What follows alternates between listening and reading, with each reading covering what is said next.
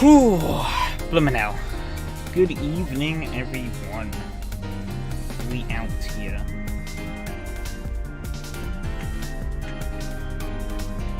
For another night of SRS racing. Hell yeah.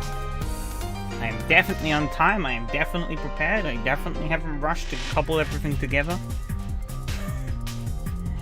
Ah, made it. We good. Whew.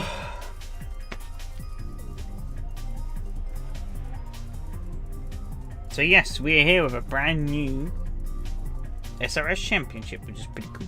We out here in the Lotus Exige 240 RS3, this little beaut.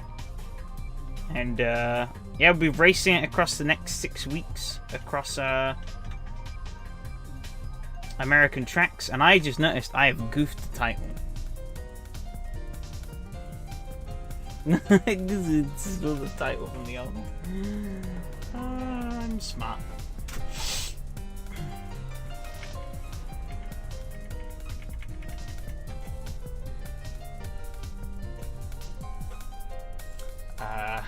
Shoot.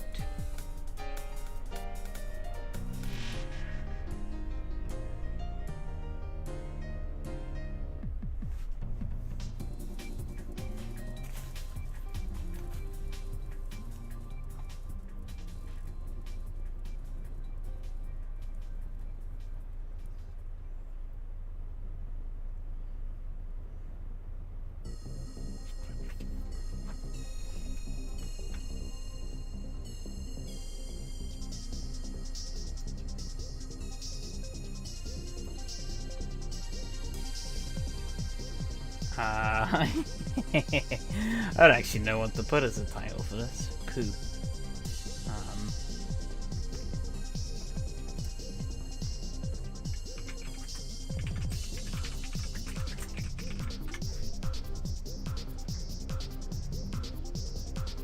There we go. Cool. That'll do. Ah, I swear I'm prepared for this. Oh my goodness. Alright. Let's fucking get out there and do a little bit of driving.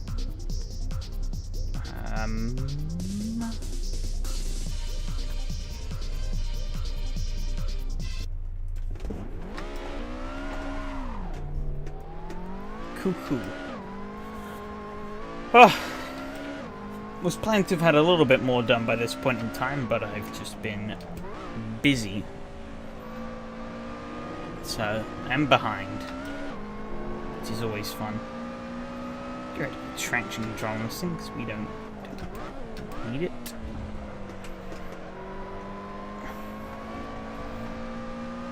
But yeah, we are taking this little Lotus here across 6 of the best tracks America has to offer.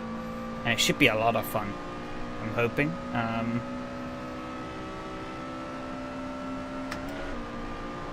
Car is quite easy to drive, it's very agile, and it also is like tiny, which means there's a lot of space. Yeah, these big we're getting a lot of space out of these big tracks. More space to like put your cars in.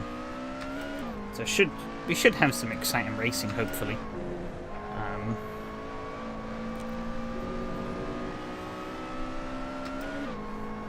Also, sadly, as much as I like Daytona, just wasn't really feasible to put it in here. I tried it with these cars, it just didn't really work out. Oh my god. I overcooked it. I've only just started and I've bottled it already. Good job, me. Did I have any changes stocked up for this car? I don't remember. I don't have a setup saved. I'm not sure. Don't want street tires, that's for sure. I think we can get away with lowering this thing, but it's hard to say. But yeah, there really isn't a lot you can change here, setup wise. The car is pretty Plain Jane on what you've got to fiddle around with. Straighten out the size of the chat window because that was taking up way too much space on my screen. Whack that out to about 4 on each side.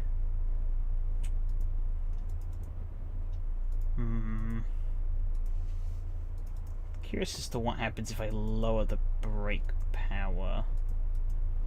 It could be a complete disaster, but we'll see. Just goofing around with clicking random things. My usual setup magic, as you can see, works every time.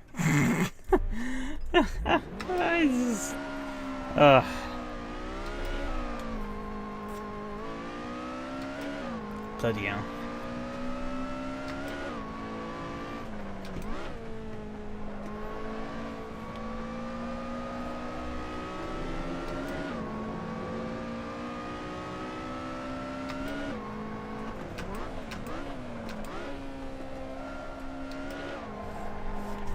Oh, why am I struggling so much? What am I doing with my life here?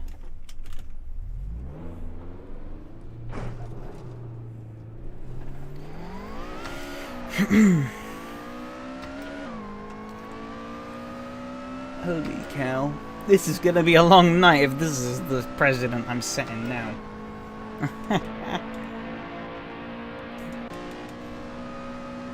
Got a Lucas behind.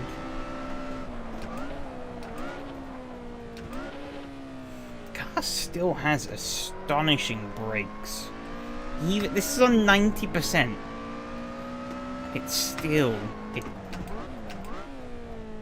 stops on a dime.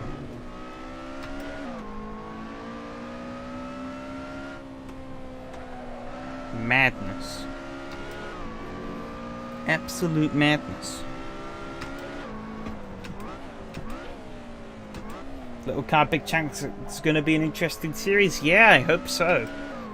These big American tracks should give this little car some ample opportunities for some exciting racing.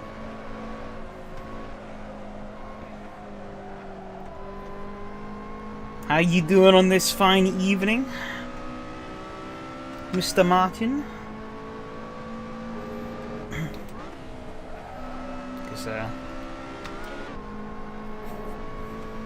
I definitely could have used with a bit of a nap before this race, probably.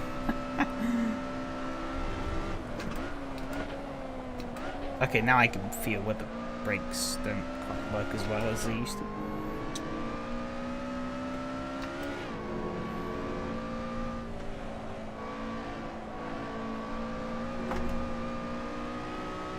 I prefer a better race than yesterday, lol. What happened yesterday? I didn't really catch what happened on your end. I was surprised how good of a run I had yesterday. I wasn't expecting to be up there.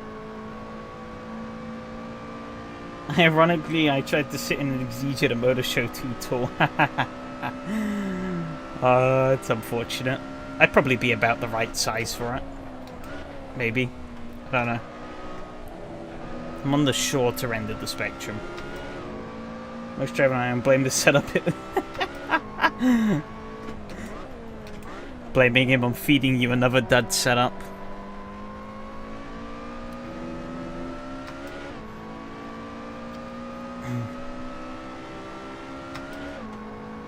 Yeah, he feeds you bad setups so you and Donnie don't leak them.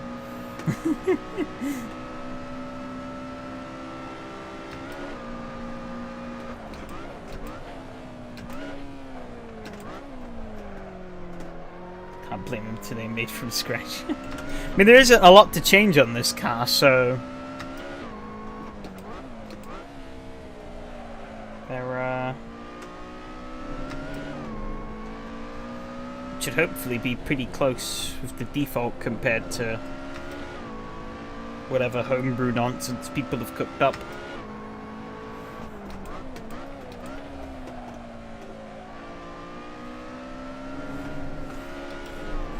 Oh my god, what am I doing? I'm driving drunk tonight. Hey Fred, how's it going? It's because Tony kept sharing his setups. Am I F1 driver small? What is F1 driver small though? I don't read height in F1 drivers.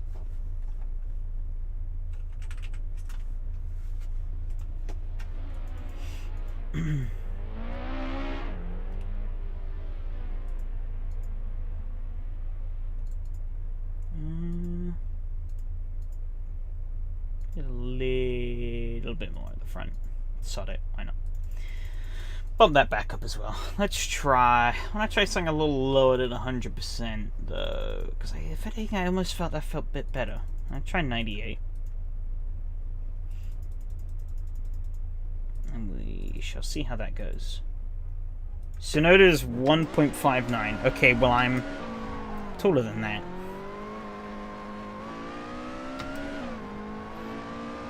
Hamilton. Okay, no, I'm shorter than Hamilton.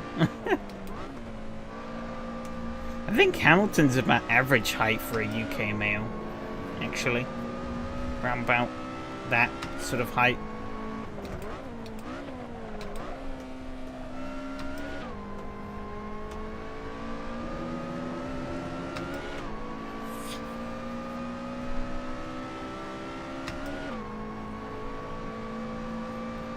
I'm in the, I mean, I haven't measured myself in ages, but I think last time I measured myself, I was in the 165 ballpark.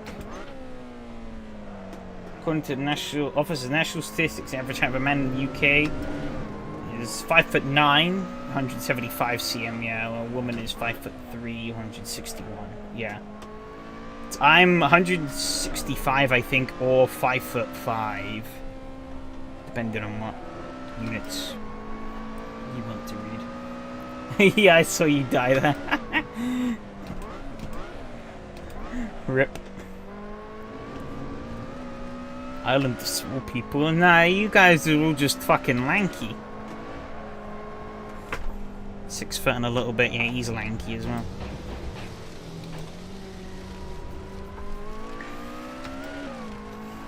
You go over to like Southeast Asia and that number will drop. I mean, the average height of a man is probably about 5'3" over there.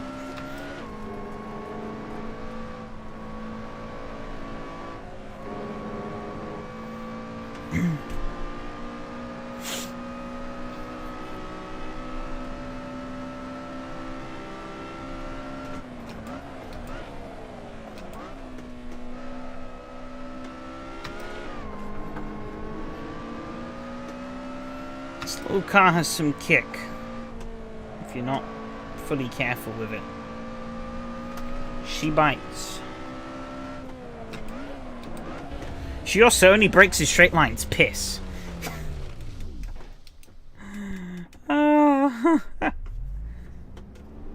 See, if you've never driven this car before, one quirk about it is that the brakes are a little too strong for the car.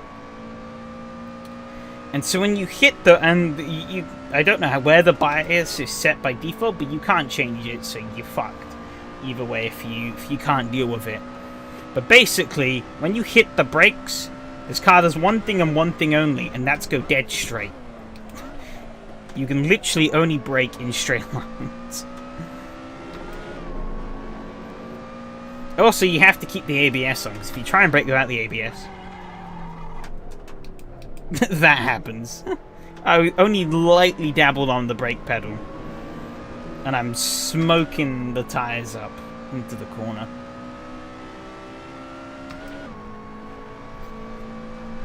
Okay, it's a little bit scuffed in that department, but I think everything else is fine.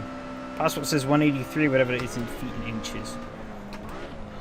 I don't know what that is in feet and inches either, to be honest.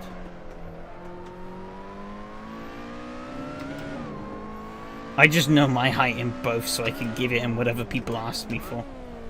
It's a bit above Swedish average.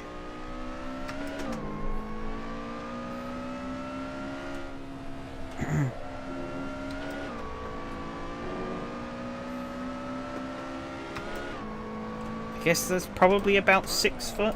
I'm not sure. Couldn't tell you. What I can tell you is that I'm yet to do a valid lap.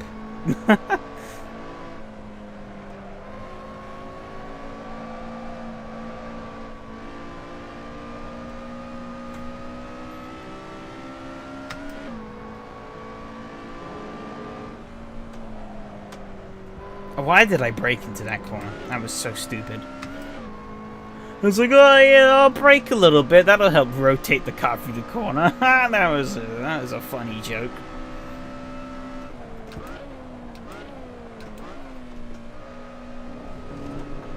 I'd be hit with the ladies on... I assume you mean Tinder in America, if it's 6 feet. I don't know. Don't mind the personality, I'm tall.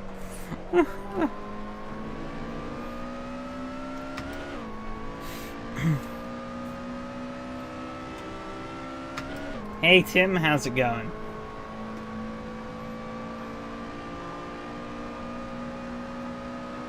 Oh wow, I finally got a lap on the board. It was terrible though.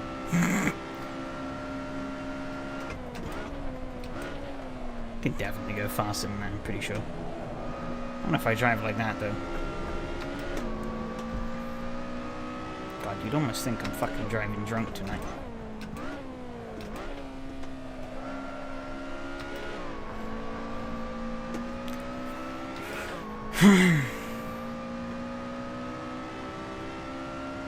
There a wang to remove? Kinda, sorta, not really. The car's agile enough as it is.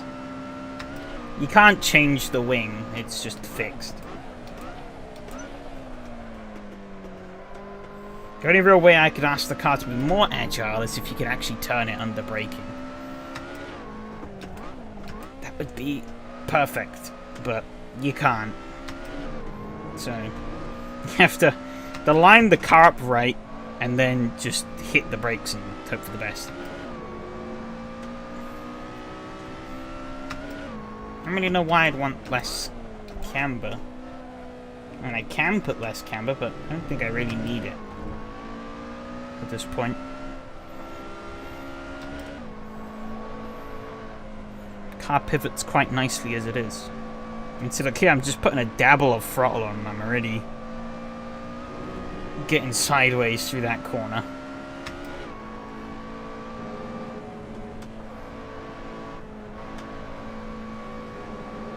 Like I said before, less camber, more speed. Yeah, but I don't...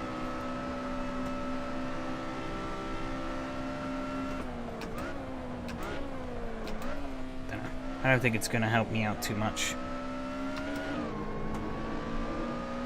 I use an ABS. I couldn't imagine not using ABS. I tried. Piss. Do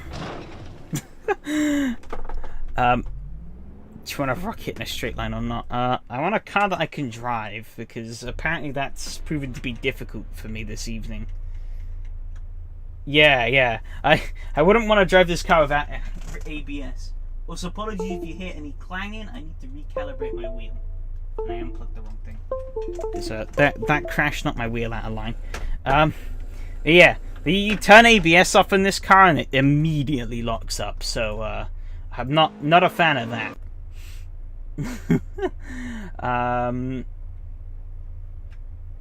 No Sebring.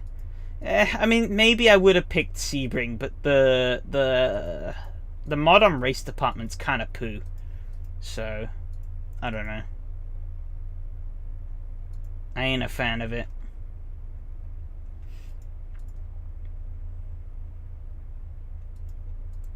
Let's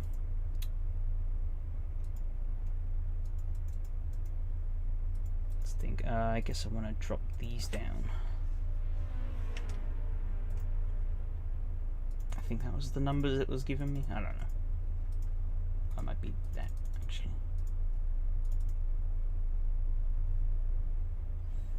Hey Adam, how's it going? Yeah, the RaceDepartment is one of the Sebring versions out there. Yeah, I could agree with that. I haven't really driven many of them, but the one on RaceDepartment, it's not that good.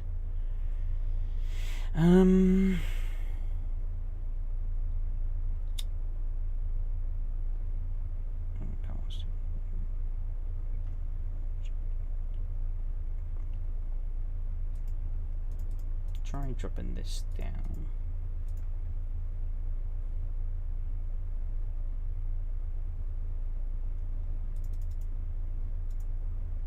Drop this down as well. I think I need a bit more. I feel like this car has a lot of diff. I couldn't tell you. It kinda understeers on throttle. I have the opposite. I always oversteer on throttle. See? On throttle it was oversteering there. Just did a test of AI, fun combo of the section. Ah, cool. Best of luck. Should be fun. If you want an alternate POV, you can go and check out Adam's stream. I haven't put links because I'm a bad streamer. But you know. Fully open, I believe, pretty standard for Lotus. Ah, interesting. Yeah, I feel the feeling this car wants to... Yeah, likes to kick the rear, yeah. Yeah, best of luck to yourself as well, Michael. Best of luck to everyone who's taking part. I don't even know what the time is. Oh, it's about time we joined the server. Shit. Hey, Stuart, how's it going? Yeah, best of luck to yourself as well, Tim.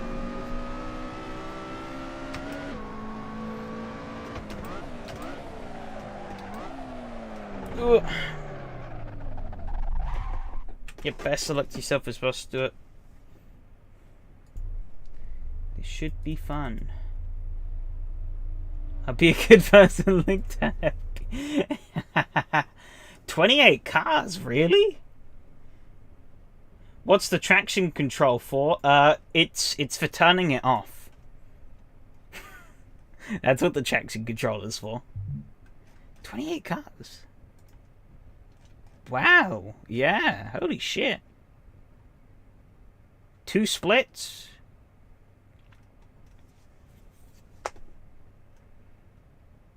I think that's the biggest turnout I've ever had for a championship. So I'm chuffed with that.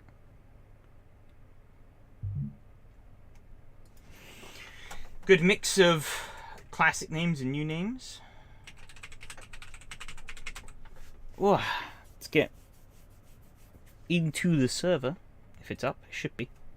Be back for your post-race report. It'll probably be me being miserable because I've fucked it up several times. I ain't been driving good tonight, so.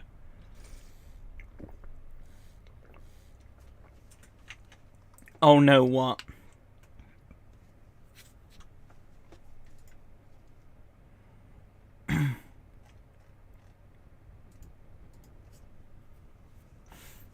Are you in the second split?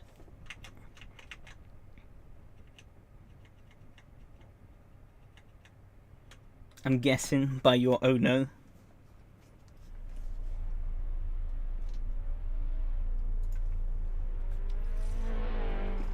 Let's check this entry list. Oh no, you just made it into split 1.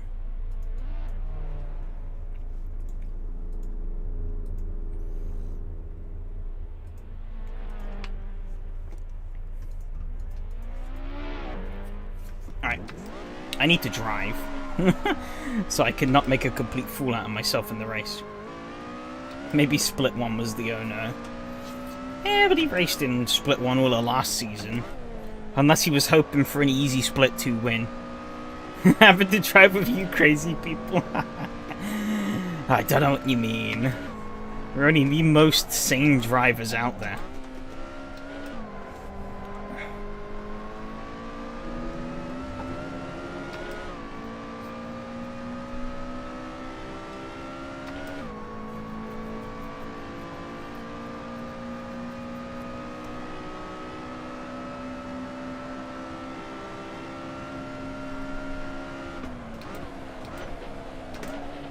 Oh, she don't want to stop. drifting.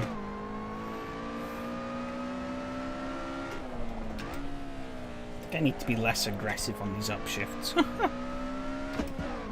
Maybe if I lift on the upshifts it will help instead of just going full power mode.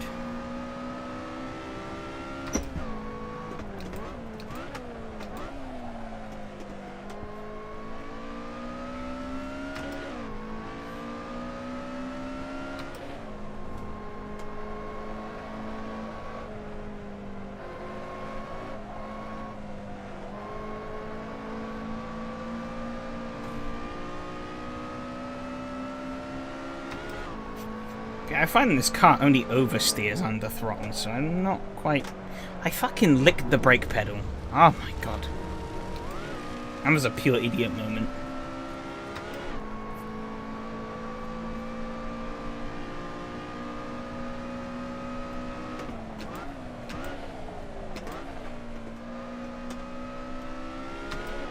Actually, I don't even know if this car has ignition cup. If it does, or the, like, auto blip. If it does, then that's me kicking the throttle on the downshifts may be kind of pointless.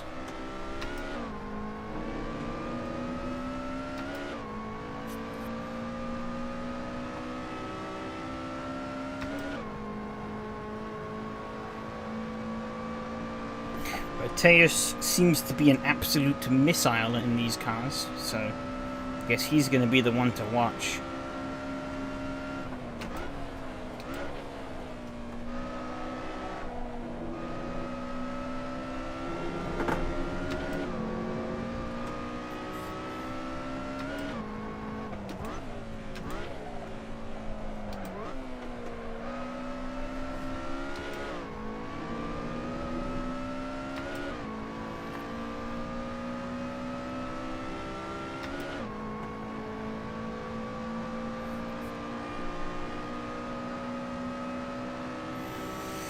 But yeah, awesome to see a full grid of cars. I'm not 100% sure, but that might be the first time I've gotten that in one of my championships. So...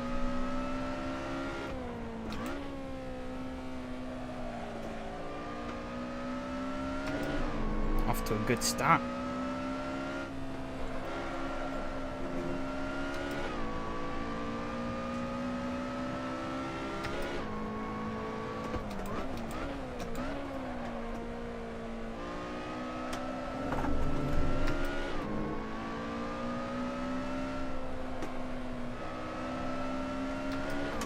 I also noticed that actually the final round of this championship will be taking place on my birthday, so that'll be interesting.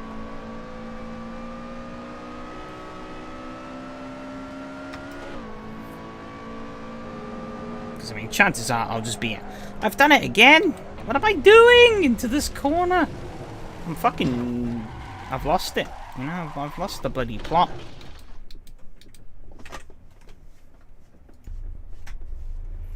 Could also be this, actually.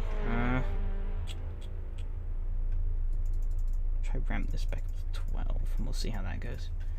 I also want to bump this up to 100, because that's starting to just become a detriment now. I haven't completed more than a lap here. This is a problem.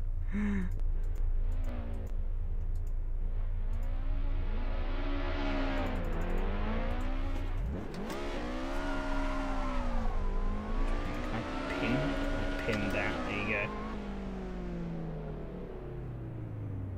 go. Actually, I will unpin that and I'll just copy the link. Sod it.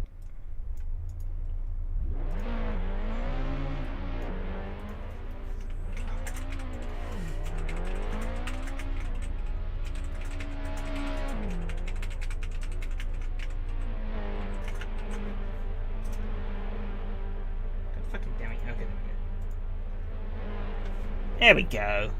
That's better.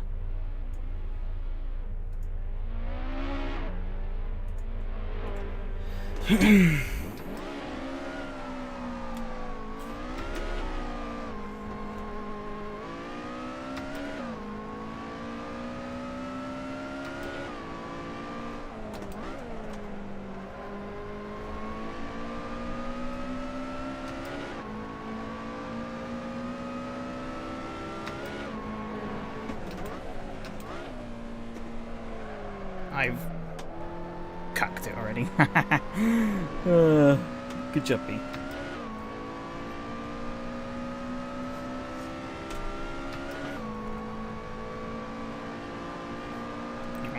On this outlap, I'm going to test TC3. Because I have an inkling of a lack of trust in myself. That was a terrible idea. I think Paul's regretting letting me by.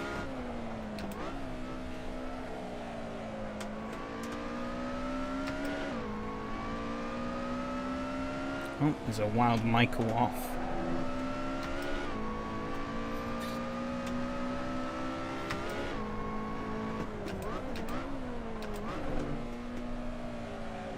Oh, Eduardo's looped it. The Lotus is claiming victims on the outlap. See, we're not going to have many chances to do a lap here, actually. It's like a 2.5 minute lap, I think. This car ain't exactly a missile. Let's put it that way.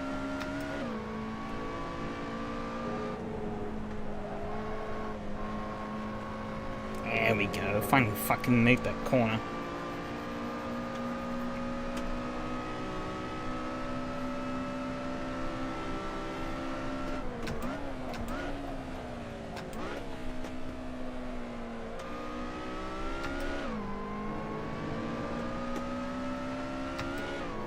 My goal here will probably be like a sub 2:28. I think that'd probably be a reasonable enough lap time.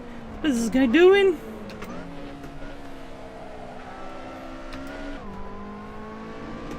Okay. Yeah, I think a sub 2:28 should, fingers crossed, be doable. Given that I think the test is doing like a 2:25 was the fastest lap I saw from him in practice. Oh, I should have gone off the brakes a bit earlier. Nico Lange is facing the wrong way.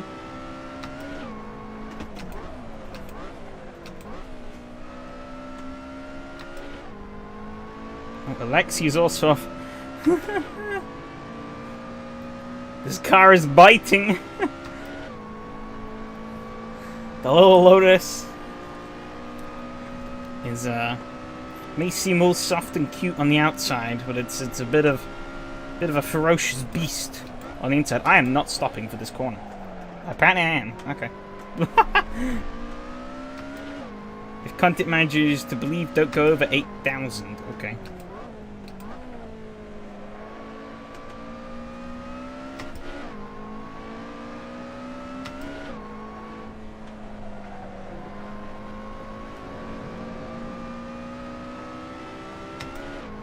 I think that's the point where all three lights are on anyways, so...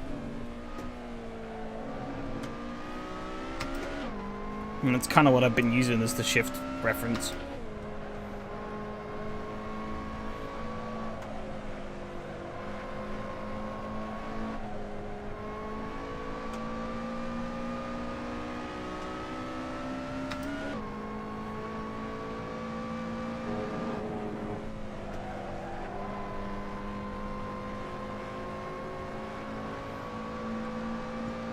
Should I maybe have gotten down a gear there? Maybe, but I didn't, so...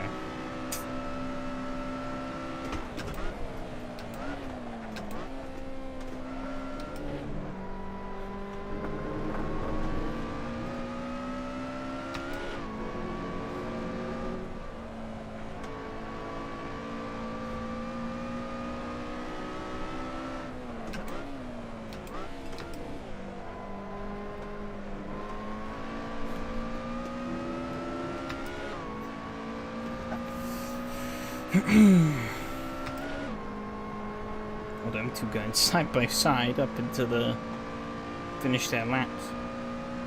2:29. Okay, I want to shave about 1.8 seconds. Maybe I was a bit over optimistic with my lap time prediction. I guess instead of a sub 2:28, maybe a sub 2:29. Yari did a 2:28.0 though, so maybe if I just drive less bad, I could do.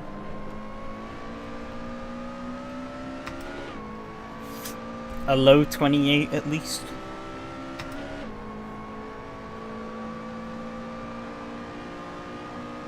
Lap 1 is gonna be interesting though. Especially with a full field of cars.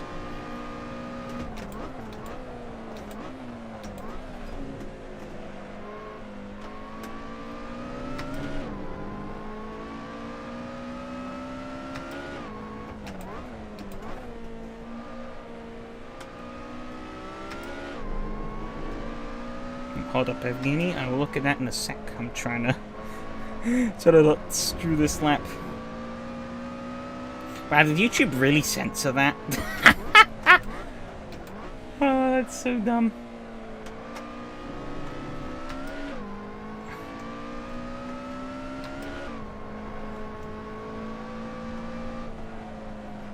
Bunch of boys is censored, damn. What world do we live in? Right, if that's the first optimistic thing I heard from you the last month. What do you mean? I'm optimistic all the time. I got that very wrong. Fuck. I too am optimistic for lap 1. Yeah, but you want to see death and chaos and carnage. Can't say hello to a bunch of boys. Apparently not. It's too insensitive for YouTube.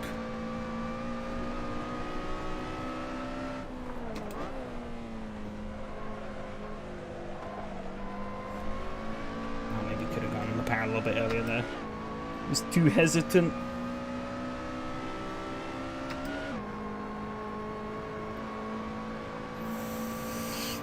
I have the time for another lap. Do I have the fuel? I don't know. 2:28.6. YouTube keeps promoting toxic masculinity, damn.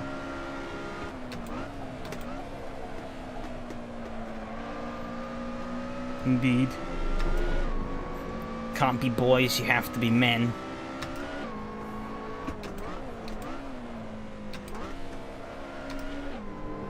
Tibbs bottled it, rip Tim.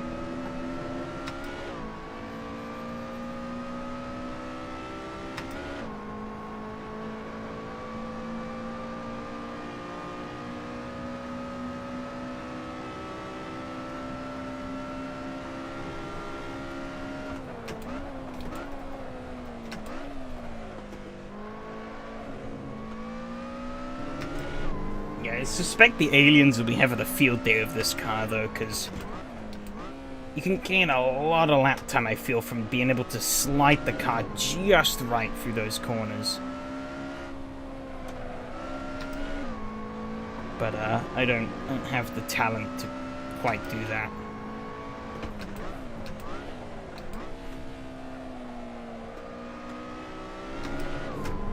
I have the talent to almost bottle it every corner, though.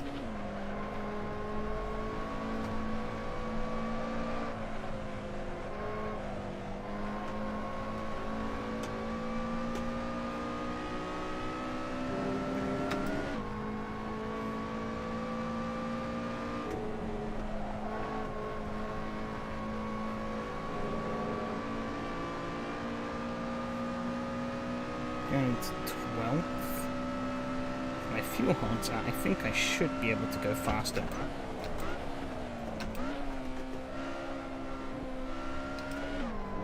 Maybe not with that, though. I'm a test of a 125.5. Madness.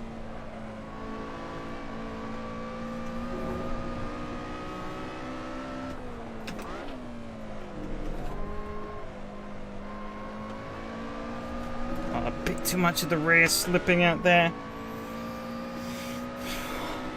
Not sure if I'm gonna improve. We'll see. We will see. I do. 227.9. Nice. Just got into my prediction range.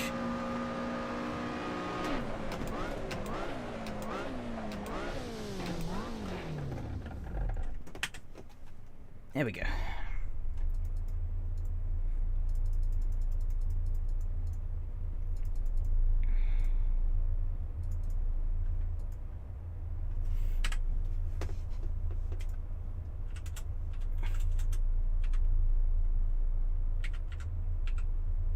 The unholiest of places. This thing claims we're only going to do 8 laps.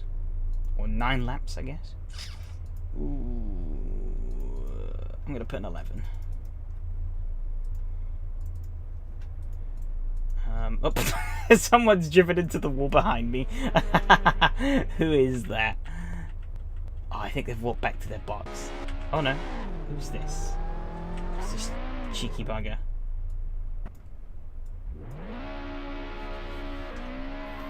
Hello, Caber. Sorry, I don't quite understand what that means. Hey, hi. Nolly P1, yeah, he's freaking rapid. But he's rapid in just about everything. Well, at least everything I've raced him in. So, I'd expect him to be up there. Looks like a fun car track combo. Yeah, hopefully it should be. We have a full grid as well, so we'll get a great test to see how this little thing races. Who is this cheeky bugger? Let's see if I can find him on the list. Oh, it's Cameron. Yes. Oh no, Michael knocked me down. Yeah, he's in the lead by over a second. I think he's gonna run. If he doesn't win, I will be surprised. He has to bottle it majorly. Boa tarde means good afternoon. Oh, okay. I assumed it meant something along those lines, but I didn't recognize what boa meant. There's a new standing out. He's Alex from US server.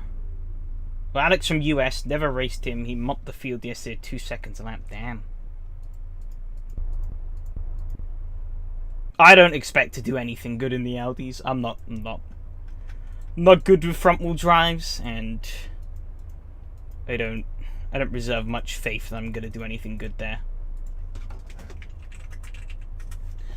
I'm Riley Gallardo on SRS. Not sure if I have raced with you before. Nolly and I had an amazing race last night, some open wheelers, so rooting for him today. Fair enough. I'm not sure if we have raced. We might have done. I don't know. I've done quite a lot of races on SRS at this point, so it's hard to say. But fingers crossed. I'm gonna hope I can keep hold of this top 10. That's my goal. Keep hold of this top 10. Hey Maximilian, how long have I been playing Assetto Corsa? Since about 2018. That was when I bought the game. My friends spoke me into getting it back then, and I've been playing pretty much ever since. And I now have way too many hours. I forgot to turn the traction control off. Oh well, we didn't get too bad of a start. We're gonna be able to steamroll past Lucas. Another optimistic prediction. You know, it's crazy. It's crazy running this start in these little cars. I'm usually shit scared at the start of Road America because there's just no space. Like in like a GT car or something, you're like struggling to fit 2 cars on that starting grid, on that like starting straight. You know, there ain't much breathing space there when there's 2 cars. This little Lotus, we're going 3 wide into turn 1, and it's like, yeah, this is fine. Okay, I've moved up a place. I'm going to brake very early into here, which could have been disastrous, but it luckily wasn't. Give Michael a little bit of breathing space so he can get back on the track. I'm also going to try and avoid being dive bombed by Lucas, because I suspect he wants to get past me. I don't think he'd want to be hanging around behind me for too long, if he can avoid it. Oh, but he's off on the grass. I didn't really seem to slow him down much. Oh, but he's wide again. He's slipping. I'm slipping also. I don't know what I'm doing there. It's not the line. I'll tell you that much.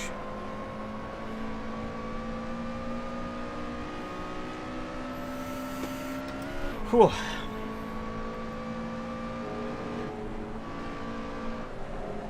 Oh, they both run wide. Oh no, Andres is at the wall. I'll be able to slip around him. Oh, I think Lucas is also in the wall behind me. Jesus. That was a bit of a heart stopper there. I don't want to go down to second gear. I almost grabbed it.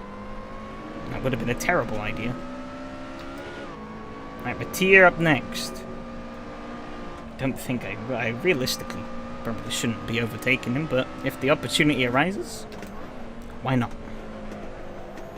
Oh, I've bottled this. Oh, Phil, no! Oh, the Lotus bites.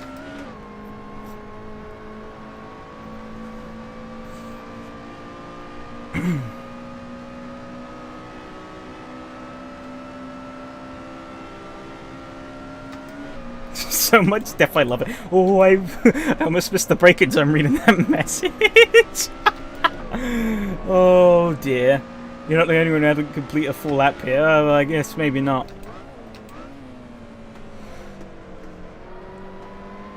Oh, that was an opening lap.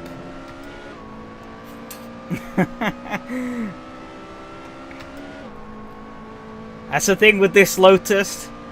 It's agile. It wants to rotate through these corners, and you can throw it in quite hard. But if you miss your step, it bites. It really bites. And the next thing you know, you'll be around like those guys were. Also need to not get fooled by the fact that this thing can only brake in a straight line. I'd love to be able to change the brake bias on this, but don't get that luxury. Oh, that's a bit of a long message. Have to probably wait for the straight for that.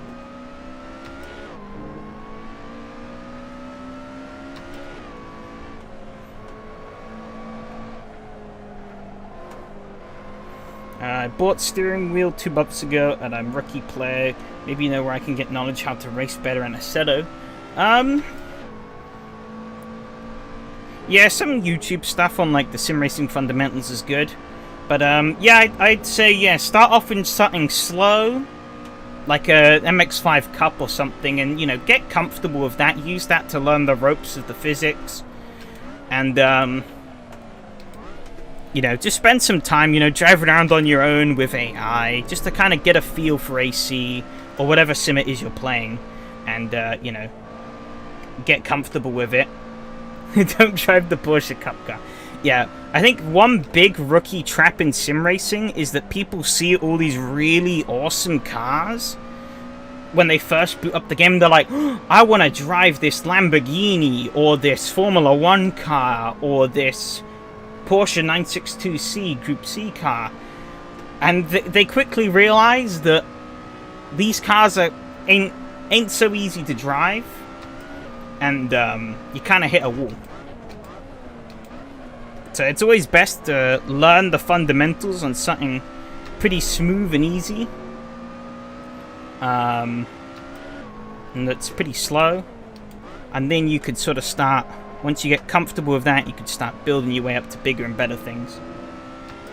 The brakes on the Huayra are crazy. I was actually contemplating that car for this championship, because I was like, damn, this is a hypercar, but it's easy to drive. Those, well, easy to race, or drive in, like, racing conditions, because, like, we did those hypercars with Donnie a while ago, and oh my god, they did not want to turn or brake. The Huayra, it wants to do both, though. The F2004, yeah, but the F2000, controversial opinion, F2004 fits in the so easy it's boring camp. I actually really don't care. Like, the F2004 is like, I feel like it's probably one of the most overrated cars at AC. Everyone loves it to death. And then there's just me, I'm like, I don't really care. It's a car that exists. As Jake needs to start braking way early. Yeah, but I mean, compared to Hypercar, the other Hypercars, the Huayra has magical brakes. Like, if you think the Huayra doesn't stop, you've clearly not driven the P1 or the LaFerrari or the Porsche 918. People are going out wide there. Quite a lot. Maybe that's the strat. Who knows? But yeah, going back to the original point, another thing I would recommend as well is actually just getting out there, doing races. Obviously not, you don't want to start out in like SRS. Yeah, also don't drive the Porsche 18. But yeah, get out there, do like races. There are loads of public lobbies are a bit too messy, and like rank, you'd be way out of your league trying like leagues or like ranked stuff. But there's loads of community races out there for AC. And, you know, usually those races are a great point to start, because you get people of all sorts of skill levels coming together and just racing for a bit of fun, you know. So if things don't go well, they're usually not going to be too bothered by it. And so it's a nice, low-risk environment for you to get some practice in with racing, because, you know, even though it's a casual thing, people still race hard in community events. Alright, see you, Evgeny. Oh, Android's just closing me in. He's got that speed.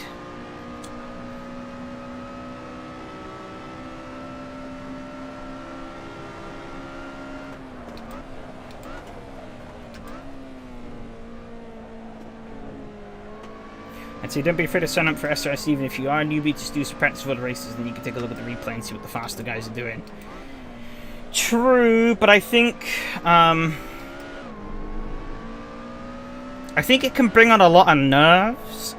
So there's two issues I see with jumping into the deep end really quickly. First one is nerves. You can get scared out of it through like nerves and stuff. And also, like, if you're just getting your ass whooped every week, you know, to some people that's not fun. They don't want that. They want to be in a field where they can have some more competition. And, you know, I think ultimately that's also the best way to learn how to race, is to, you know, get in there and get your elbows out with other cars on a track. Firstly, an FFB is very weird for me, but over time, I'm getting tame. Good to hear. Yeah, obviously, FFB is pretty unnatural to begin with, but, you know, once you put a lot of time in, well, not even a lot of time, but once you put like a few hours in, you know, you'll get used to it. And then you'll, you know, once you get really deep in, you'll start fine-tuning it so you get it exactly how you want it to.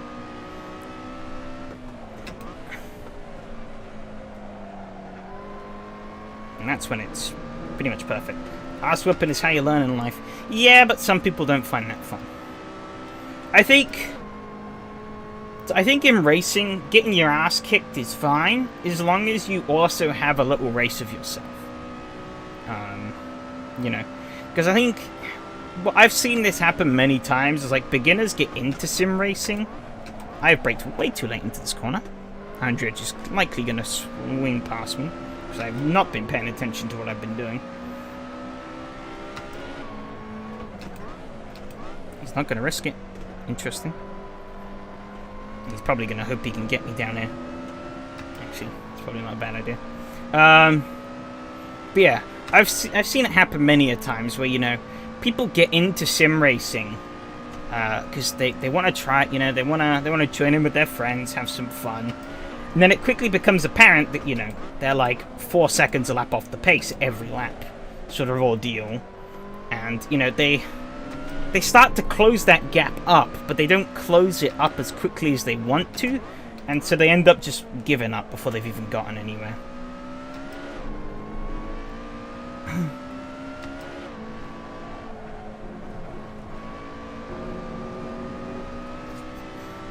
And so, you know,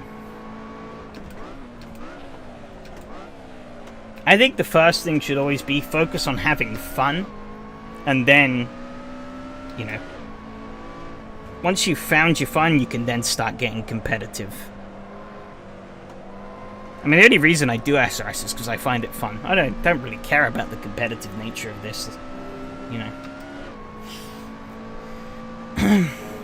I just like it because it puts on strong grids. For, you know, strong packed grids with interesting combos in AC. And I can just hop in and do racing. Nearly went down to second. I keep nearly doing that. God, car, please. Fun is overrated, pain is life. God damn it, Fred.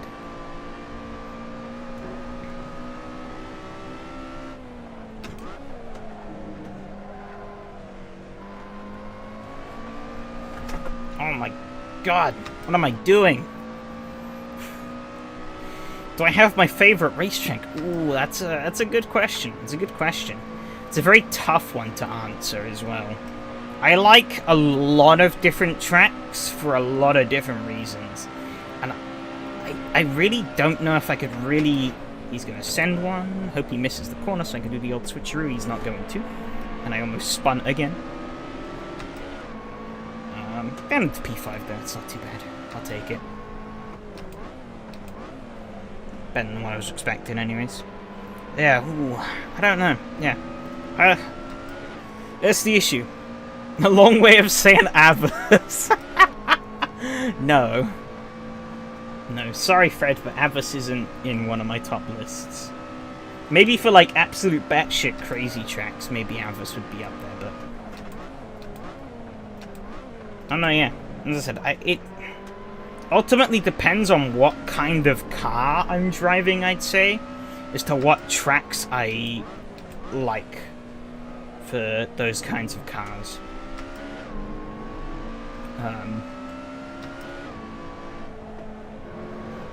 You know, because say some tracks that I'd find really fun in like this, they may not be so much fun in a Formula 1 car as per se.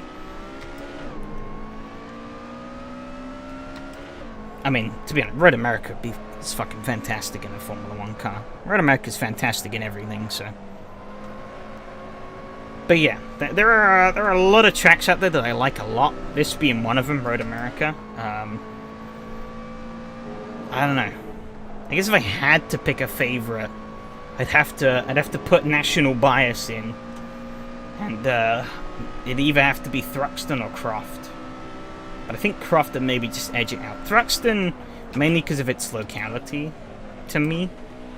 But Croft is just a banging track.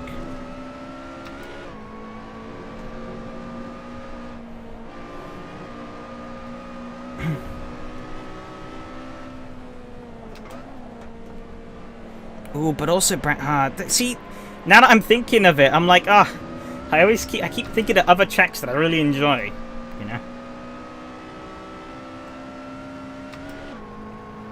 Not stop if I get to slip, man. Redland to Mid-Ohio, Interlagos, yeah, they're all pretty decent picks. Not kill. I ain't driven not kill yet, I still need to.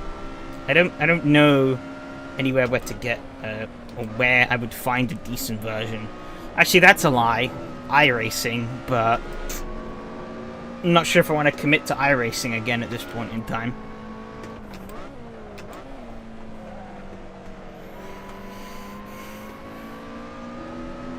Never really clicked with iRacing's road stuff, actually. Like, pretty much 99% of my iRacing stuff was all just ovals.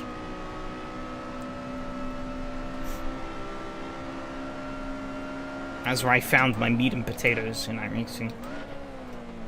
I got out of Rookie Road. I think I got to like C-Class Road, but didn't really go any further than that. There's a not kill for AC that was pretty decent. We did at Moody GT MX-5s. I'm guessing it's not SRS approved, though.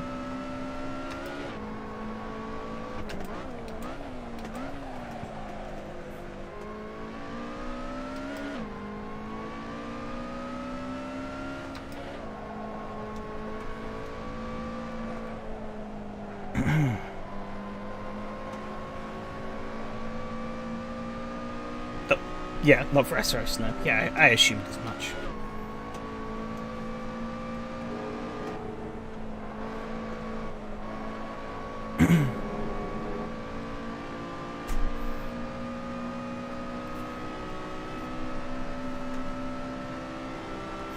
Actually, one of my most recent favorites, like, tracks that I've added to my list of favorites recently, would have to be...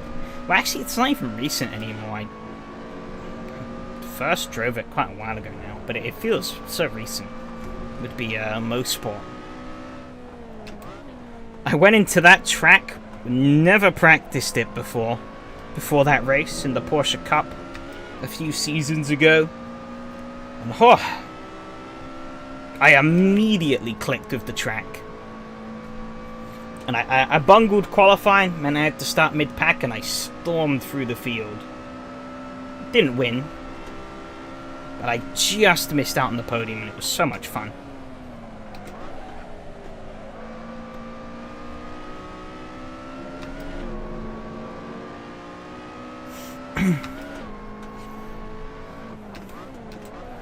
Like, I think those are the best kind of tracks. They're the tracks that you've like barely touched, but you just pick them up immediately.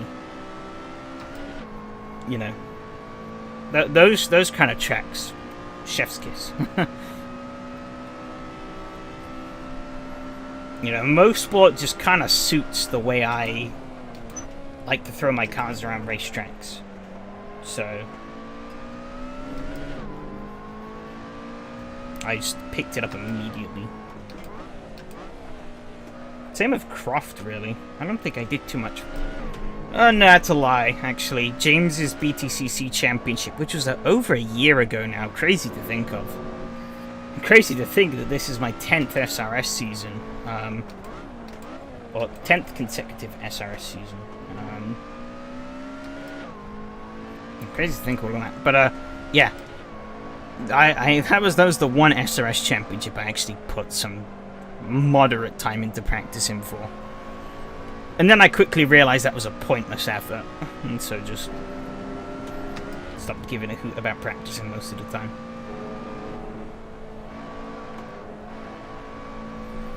Race starts in the old version, MoSport were painful, though grid was so close. Huh.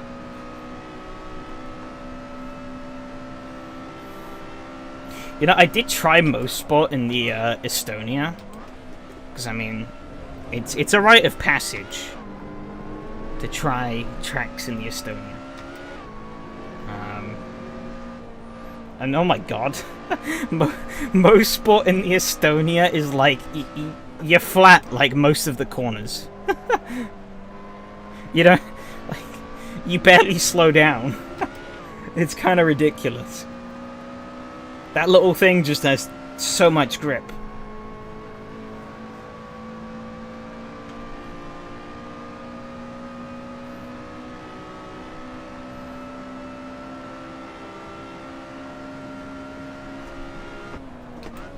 Okay, final lap. Maybe I should actually focus on the race. Sounds perfect for some chaos, yeah. I mean, it was fun. But at the same time, it was like, wow, I really, like, hardly need to brake. Or even lift, for that matter. Crazy. MoSport should be a lot of fun in these little bad boys as well. That's coming up round 4 of this championship. Yeah, because it's here, then it's Laguna Seca next week, then it's Road Atlanta the week after, and then it's MoSport, then it's VIR, and then it's Watkins Glen to wrap it all up.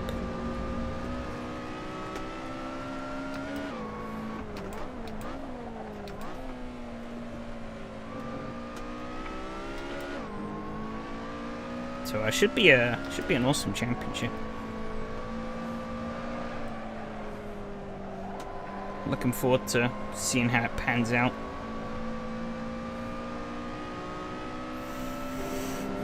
I mean, I doubt this turnout will hold for all the races. Obviously, we'll go down to, you know, next race will most definitely be down to single split numbers, but still pretty fucking awesome to see so many people turn up for this series.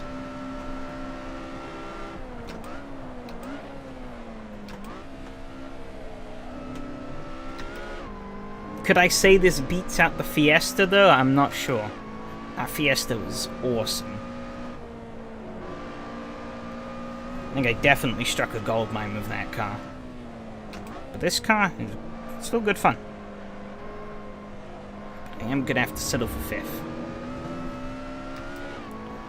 Didn't quite get anything out there at the end on Grushka. So P5 though, it's pretty good for round 1. It's a decent starting point.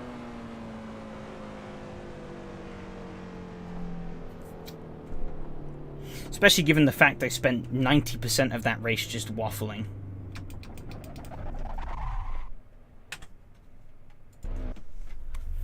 Ooh, Mateus wins, unsurprisingly, with an 11.7 second lead over Mattia, who is about 5 seconds ahead of Yari. Grushka not too far off those. Me not too far off Grushka. Phil was 8 seconds off of me, then Lucas. Then M2 in 8th. Good finish for him. Then Mikhail. Then Danny. Didier. Lucas. Alexei. Cameron. Adam. Handy. Mikolaj. Michael. Seems like Michael caught a load of bad luck. So did Tim. Oh, Tim with a broken windshield. Still also with terrible luck. Oh. Unfortunate.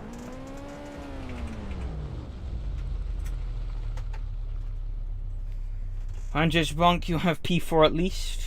Close finish between up. Oh, I didn't see that. Sad. Oh, we've rolled back into practice. I don't think I've seen that happen before. Seems like some chaos has happened though. So I guess we'll be watching more other people's perspectives than we will be watching mine. Because mine was just poodling around whilst waffling for 20 minutes. It sounds like the other people. Oh, that was exciting. What happened? What happened? I saw some things went down. Well, I assume some things went down. You weren't where I was expecting you to be, I'll put it that way.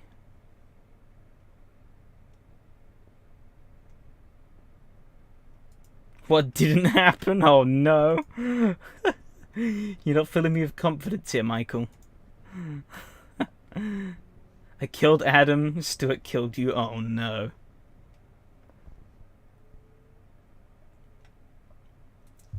Still don't like this car? Well, you got a top 10 in a stacked field, so you've got some pace. Ran out of talent, used talent reserves.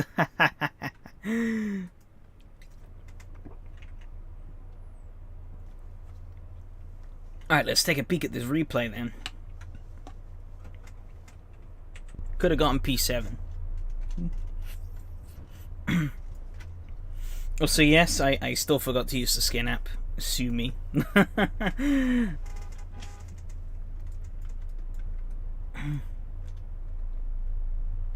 Oh god, yeah, look at that grid though. It's stacked. Let me move the chat window up on my screen there, just so I can... Someone being noisy, I'm assuming that's... Could be any of these people, actually, I don't know. Yeah, this is a good start. Crazy to see that we can get a 3 wide. A comfortable 3 wide. It shows just how small this car is. That, you know, we can... Oh, okay. I thought it might have been you, but it could have easily have been somebody else as well. Yeah, look at that. 3 wide into turn 1. Michael with the bold move. Yeah, Michael got a great start. Yeah, because he was just ahead of me, yeah. I think Yari got a good start as well. Yeah, both Michael and Yari got good starts. Okay, Yari got the better start because he cleared those, both Mattia and Andrzej, easily. Michael got up alongside them and then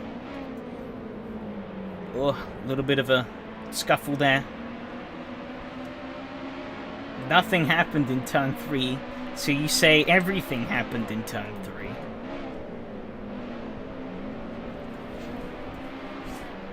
Get a little battle of Lucas here. Always get the inside.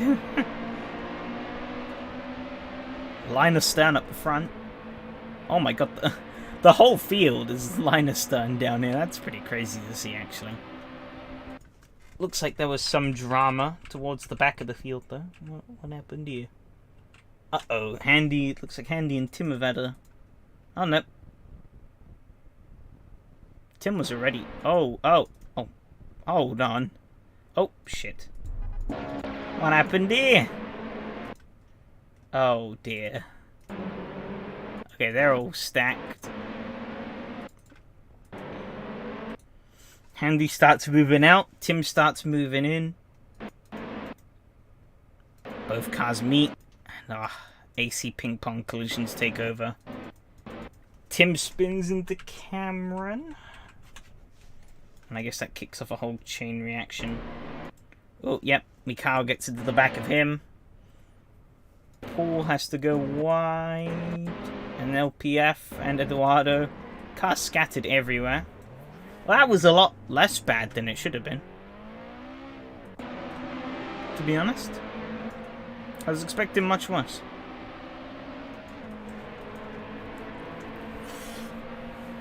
That could have been a huge pileup, but everyone managed to get around that pretty cleanly.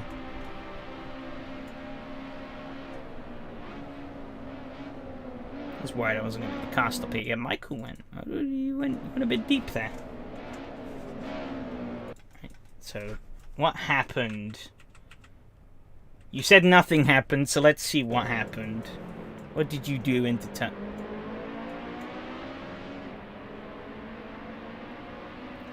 What? I guess you're not wrong. Nothing did happen into turn 3. You baited me by telling the truth. How could you? It looks like pretty much, I think this was the only real bit of contact through there. Everyone else got through cleanly.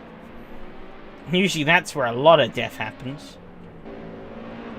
However, oh no. Oh no. Oh, Michael. Oh yeah, of course, you went wide. Had an interesting time rejoining. Something did happen in T6, oh no.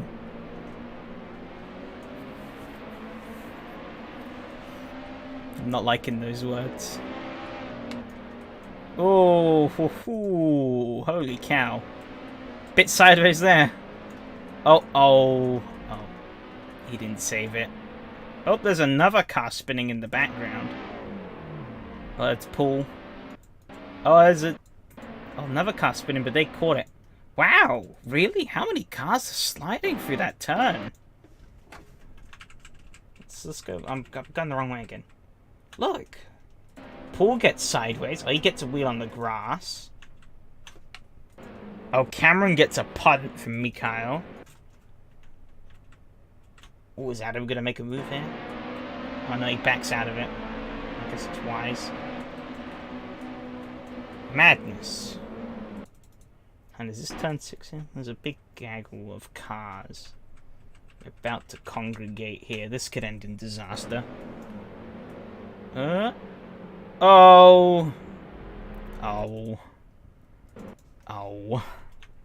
Now what do you call this? Yeah, that's on you, my guy. That is entirely on you. You killed the poor bugger. You killed him.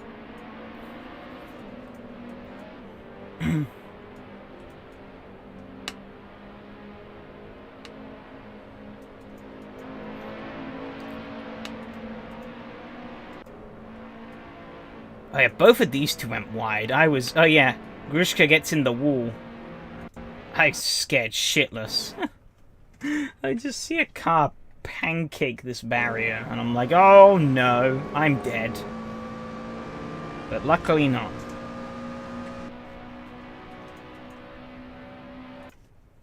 Anyone else eat the wall? No, looks like the people back here got through pretty clean. Is that Adam Rally crossing? No, it's the car ahead. Oh, he's getting very sideways through there. Oh, but he saved it. This little Lotus bites. Ain't afraid to. Oops, shutting the door on Danny.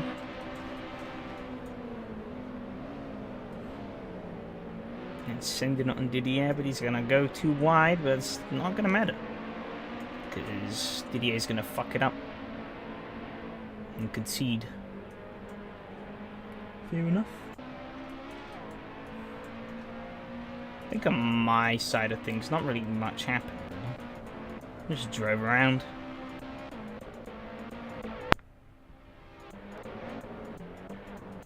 Yeah, Grishka closed in and then he finally sent it. And then that was that. Nothing really happened on my end. Anyone have anything they want to check out? Guess we could see. You said Adam and Handy had a good finish. And watch these two. Whilst the other people come up with their little ideas.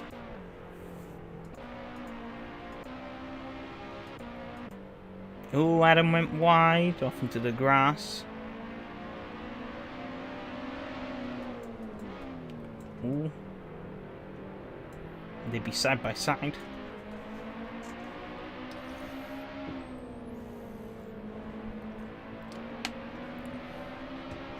Adam being a bit too generous on the curbs there. Could have cost him.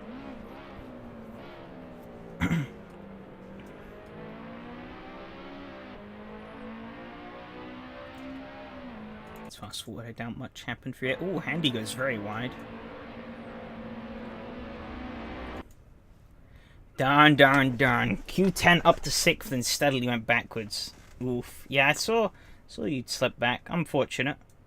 At least you had fun. Was I the only one who ran TC? No, I actually ran 3 in the end. Oh, Handy got off onto the grass. Yeah, I ran 3. I'm a bit out of it in the head tonight, so I'm drained. So I thought, fuck it, I don't trust myself with no traction control. You ran 1. You ran 1 as well. Bloody hell. A lot of traction control.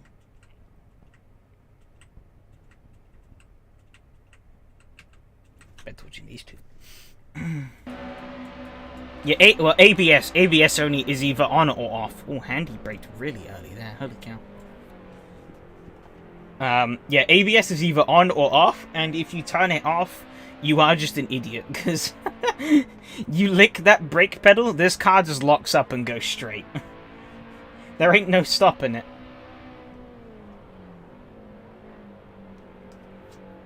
Like, this thing has incredibly strong brakes for a car of its weight and size.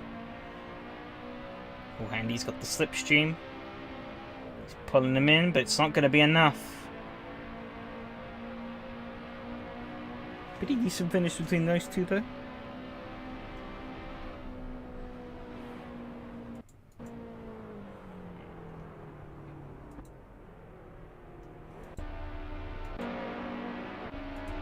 Was it? Did Lucas spin it on the first lap? Phil and Lucas were battling the last few laps. Oh, okay. I think on mine, I'm just going to see 2 white cars. Oh no, Phil's in the blue car.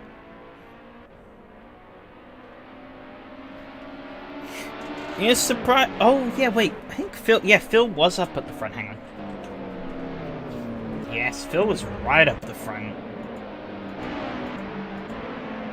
And then, what happened? He's just in sideways. He got too much angle and he snapped. He snapped. And around he went. That's a rip. Yeah, when you go beyond the point of no return, the only thing you're going to get when you correct this car is a snap. And it's a deadly snap. Looks like Cameron might have gotten caught out by the same thing. Oh no. Oh, he just got squeezed off a road by Danny. Eduardo followed him for some reason, and then, yeah, Randy goes on the grass. Unfortunate. Yeah, Lucas is also fighting on. He's fighting right up here. What happened with him? It's passed by Stewart.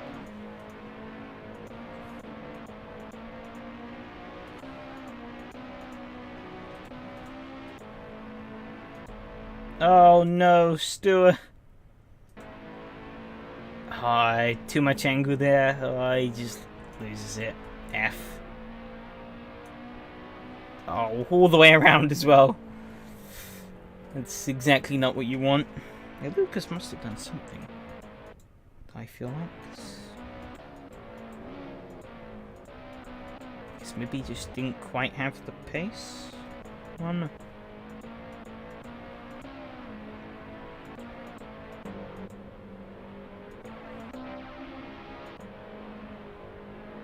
Phil tries to get him. Does he get him though? He keeps trying. Oh, he's gonna send one. No, he's not. The last lap, innit? I think. Yes, it is the final lap. So he's got one more shot. That's to get it down the straight. He's close. Ooh, hoo, hoo. Oh, he just got him. Damn, that was close. Between those two. Happy due to have never driven the track before, never raced this car either. A little more practice and hope to go inside the top 10. Never driven Road America before? I can understand not driving the car, but Road America, really? I'm surprised. Ooh, holy cow. We've run out of I was gonna check the results and standings, but I don't have time for that. We front wheel driving and trying to not fall asleep. 20 cars registered. Decent grid again.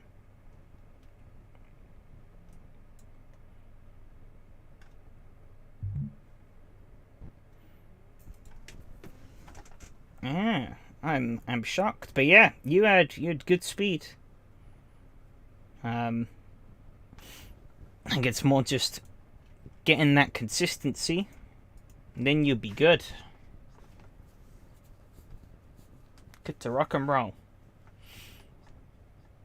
But yeah, there's quite a variety of tracks coming up in this championship, so it's gonna ebb and flow a bit. I think.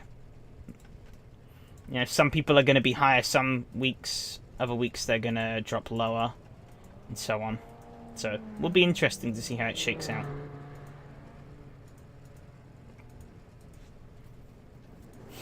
Alright, let's get to driving this thing. Oh, that's not very much.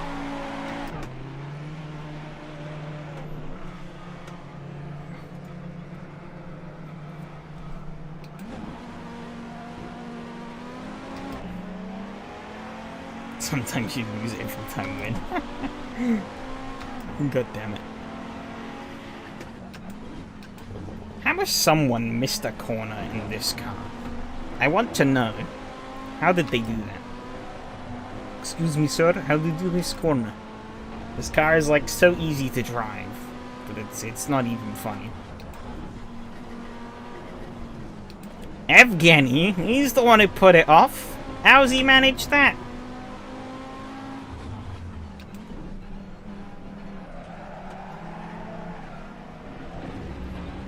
I say that as I put the car off the track. This thing's brake bias is way too far forwards. I feel like if I push it too far back, then we're going to enter shopping trolley territory. Which is not where I want to be.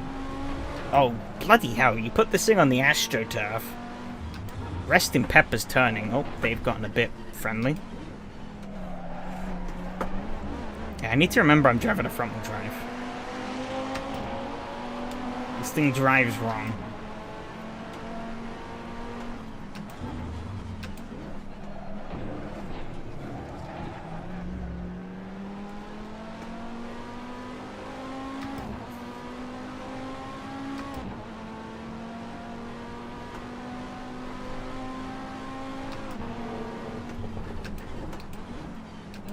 Well, it is a bit sketchy on the braking.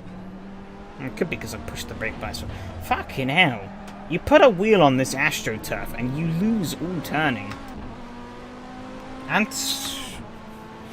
gonna screw me over big time. Because my muscle memory for Imola is to just... eat the shit out of that AstroTurf.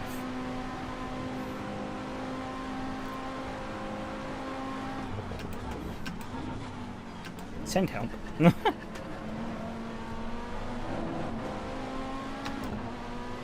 Oh, he's gone off. Can't use the F1 lines really. Not even the F1 lines, it's just the correct lines. Have to drive like a pussy in this car.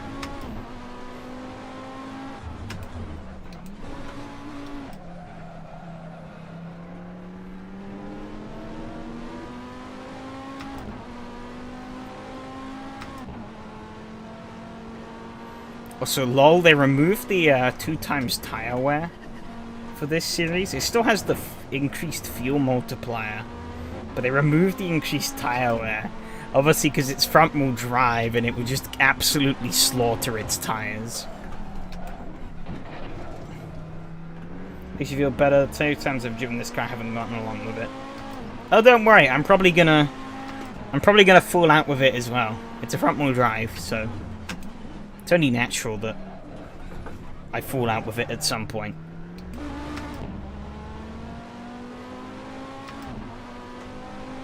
That's the wrong switch.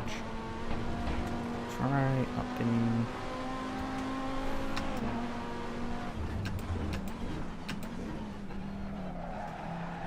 oh, there you go. There's some shopping trolley handling there. Oh, the tire pressure's way too low. Holy cow.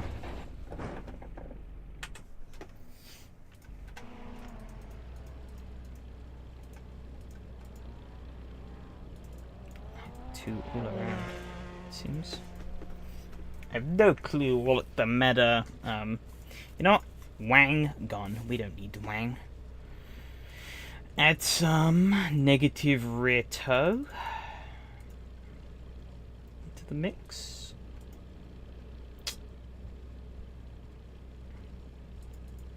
Up that a little bit, make it a bit less sketch on the braking.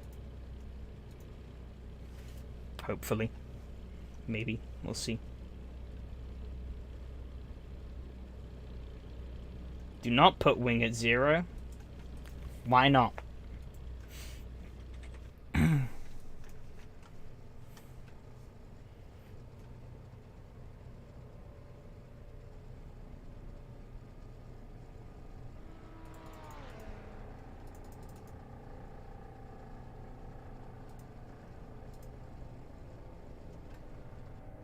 Prime shopping trolley at speeding turns. Oh, okay. Well, we'll see. We'll see. We'll see if I get shopping trolley or not.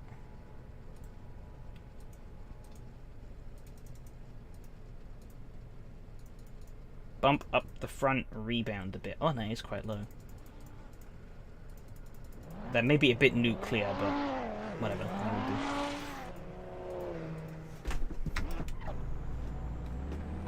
Oh, this thing bogs. Maybe the bump too? Bet it could have told me before I went out and checked.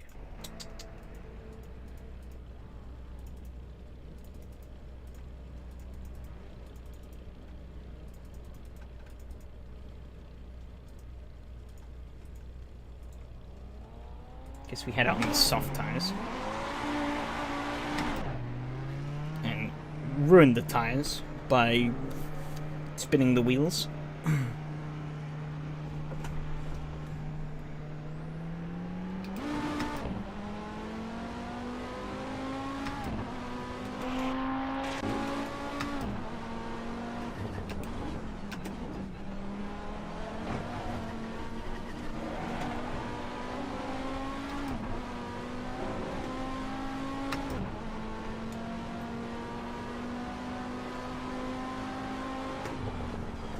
Oh my god.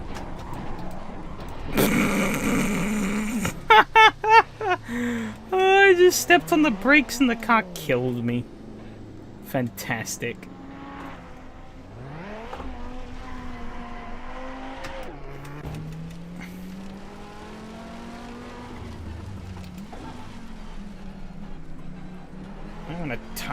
traction control, just to minimize the wheel spin on lower gears. Because this car can't handle the, like, 2 horsepower it has. Apparently.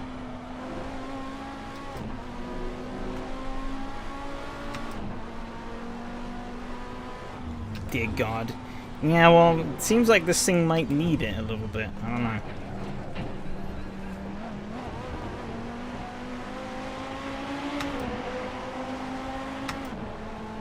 It's a weird car.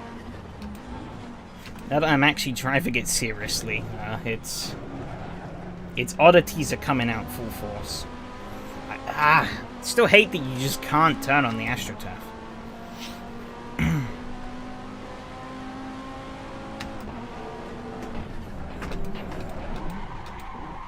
My goodness.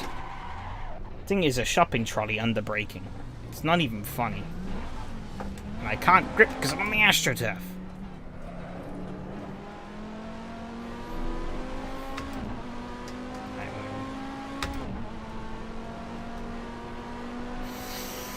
Being very quickly reminded why I don't like these cars. Did you change the wing? I removed it. It has no wing.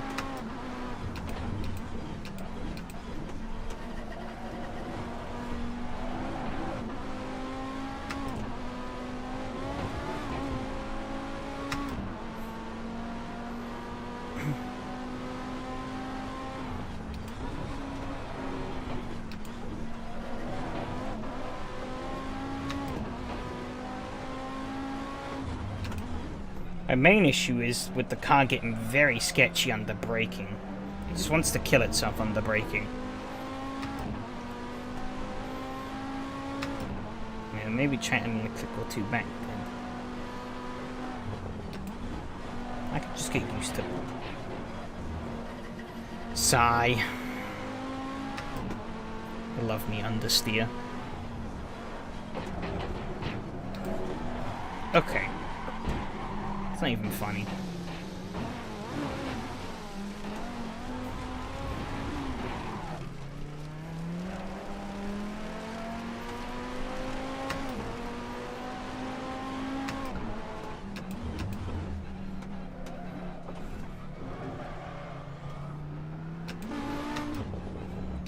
It's garbage is what it is.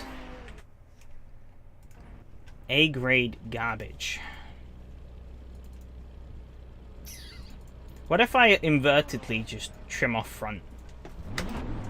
I'm going with the stupid string, and I'm just trimming off front. I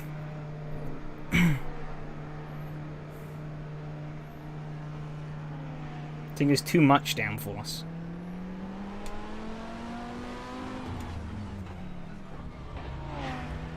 God, this thing bogs. I can't believe it, the lower revs as well.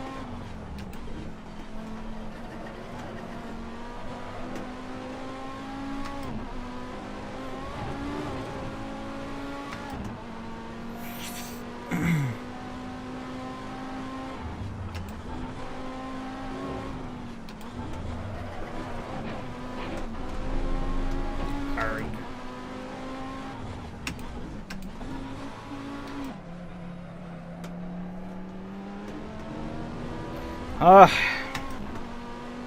damn it. Run out onto the AstroTurf. Steering is just gone.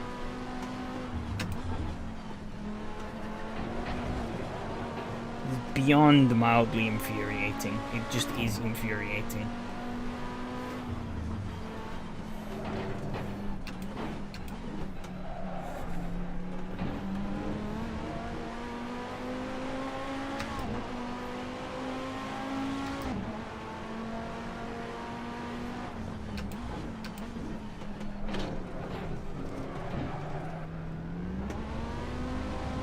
Bog.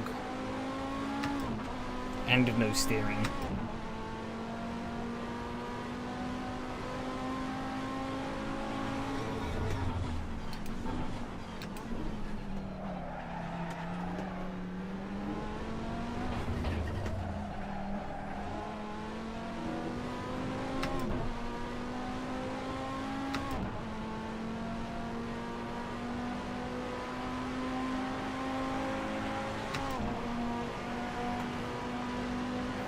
guess it looks like we can get away with shortening the gearing.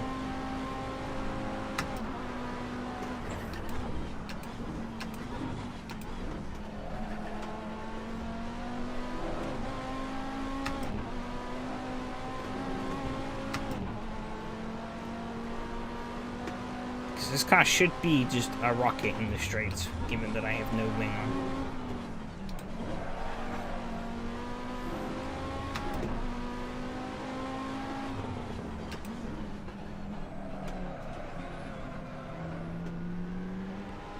Yeah, I need shorter gears. This thing bogs just so hard out of these corners.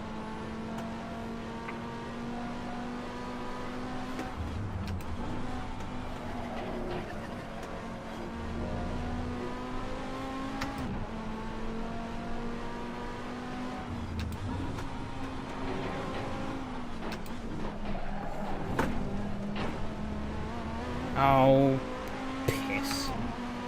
God damn it.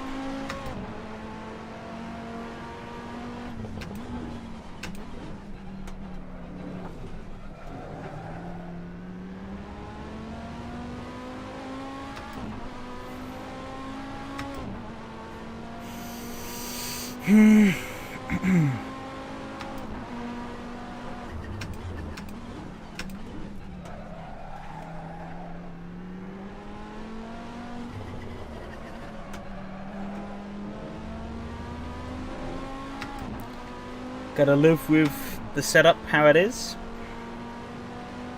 because I don't have time to do a qualifying lap if I don't.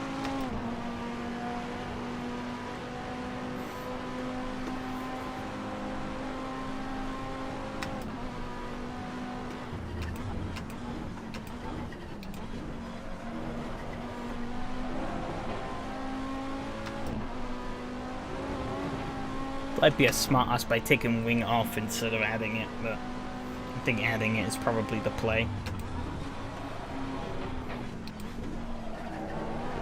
I don't know though. It's too hard to tell. Because the car feels fine in some instances, feels absolutely horrendous in others.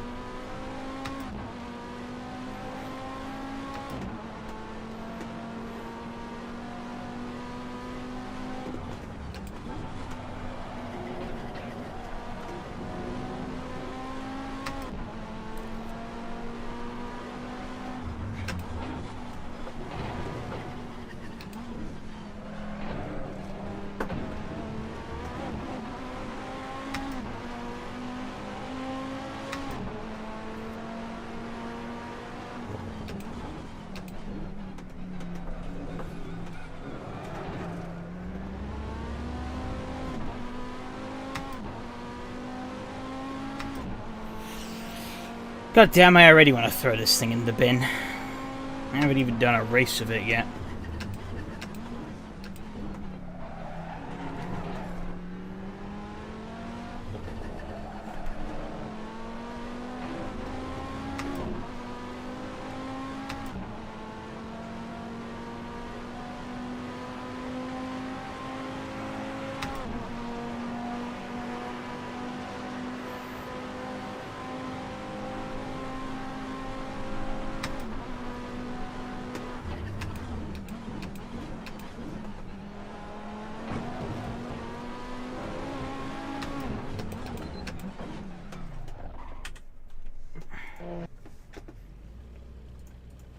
Add a couple of clicks, and then I'll add an extra click on the front. I take actually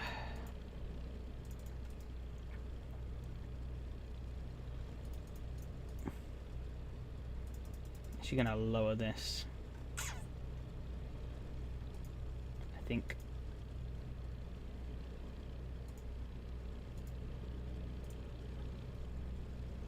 Move a click on the yeah, shit. Good point, good point. I almost forgot.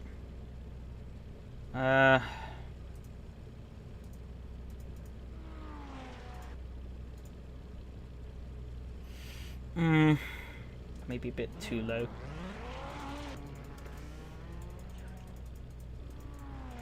Get it down to 160.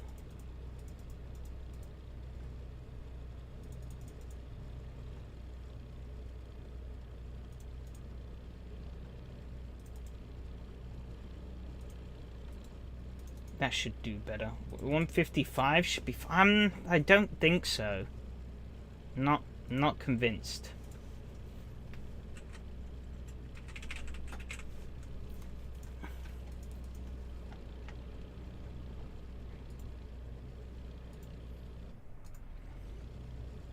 I think 155 may be a little too short.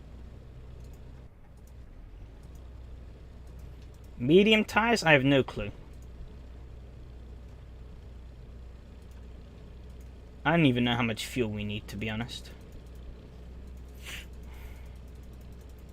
Just gonna fuel for...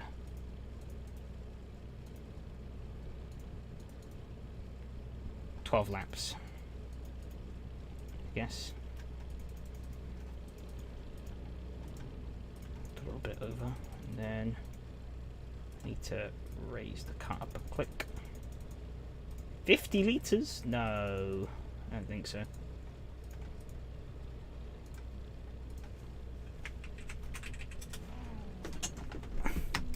Yeah, 12 should be safe.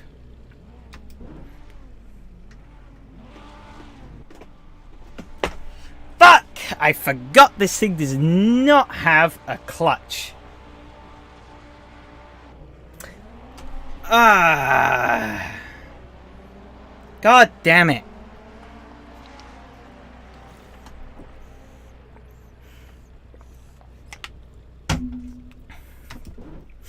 I was too preoccupied with how trash this car is in just about every other way.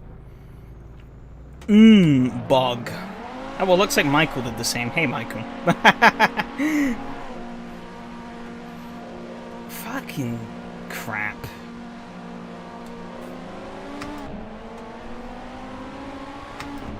Oh, it looks like there's been big death because Cameron's all the way down from like P2.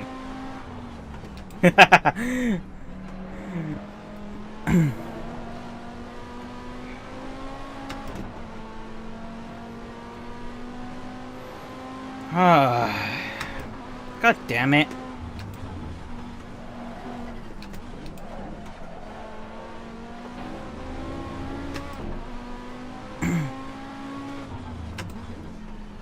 The Brit boys in the back. Yep.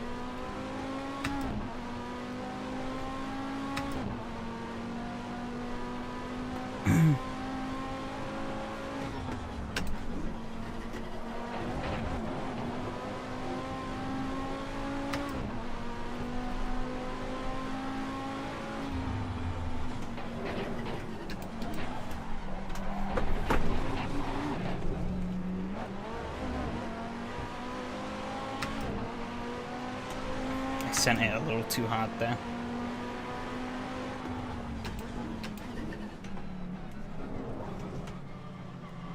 Oh no!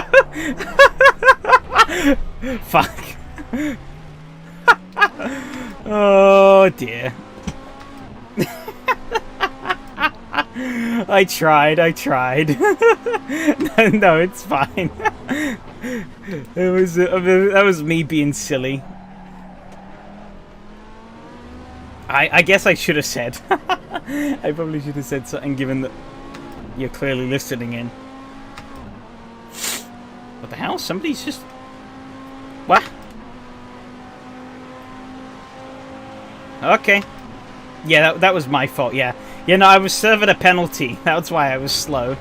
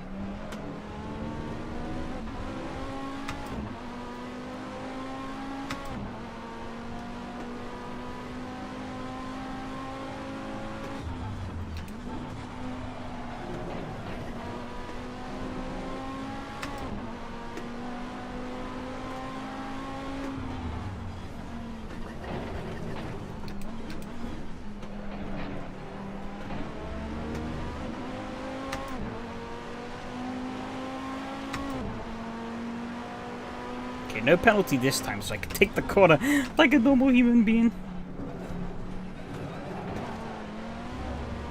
Ooh, I nearly got a penalty there again, though.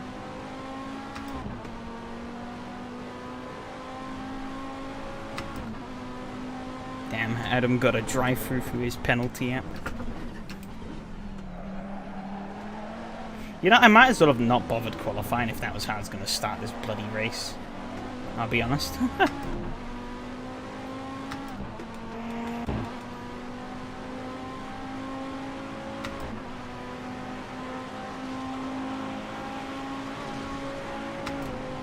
Adam pit? Oh.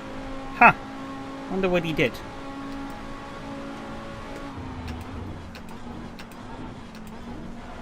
Maybe he started the race on qualifying fuel. Realized he wasn't gonna have enough.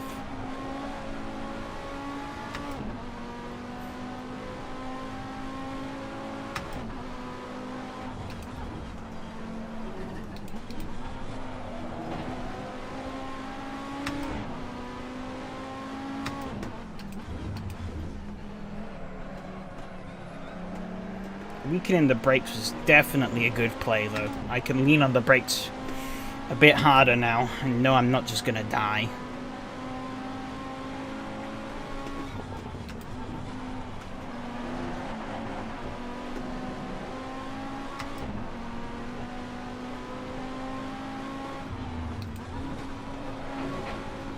Oh, Michael, no!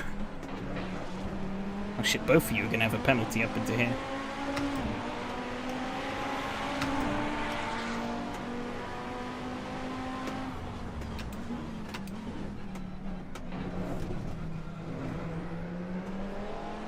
Oh no, Michael! No! He spun again!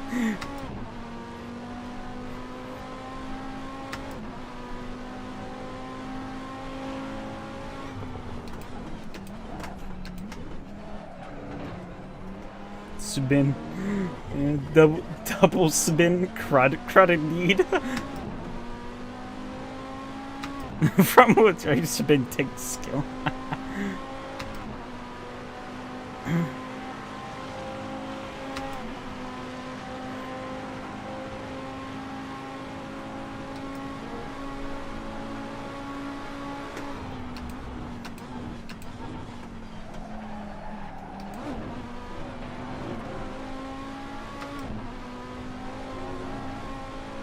Adam pit? I don't know. He does not seem to be having a good time though. Oh, god damn it.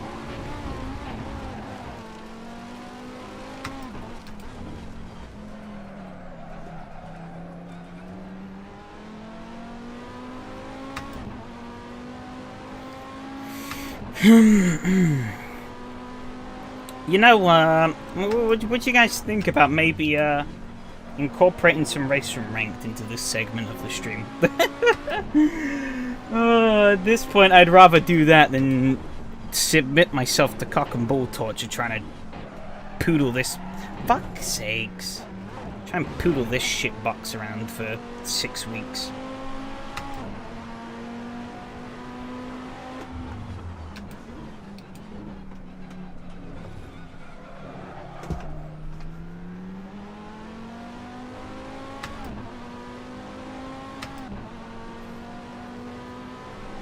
There's still 12 minutes of this race to go.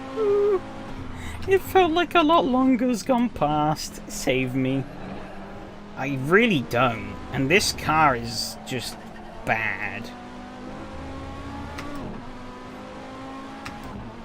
Like, there are front wheel drive cars that I can tolerate at the moment. This is not one of them.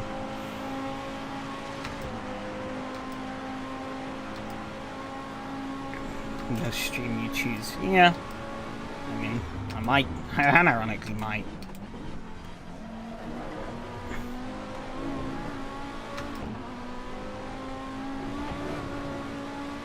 The other TT is okay. I disagree. The Audi TT Cup is easier to drive, or is better to drive, but it fits into that category where it's so easy to drive, it's just boring. I feel nothing when I drive that car. I just feel empty.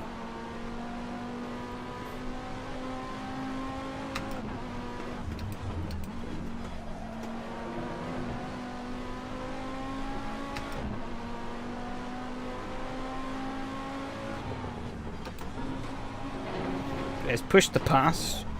Yeah, but that push to pass does, like, nothing. It's practically useless.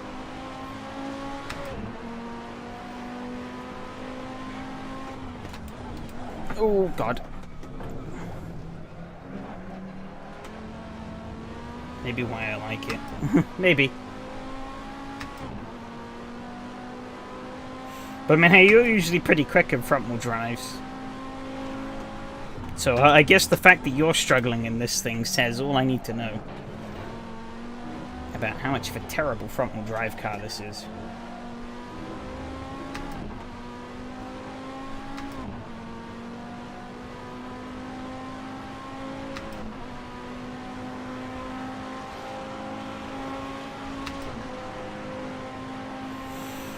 The more I experience front-wheel drive, the more it makes me think, you know, maybe the Premier in that BTCC Championship wasn't so bad after all.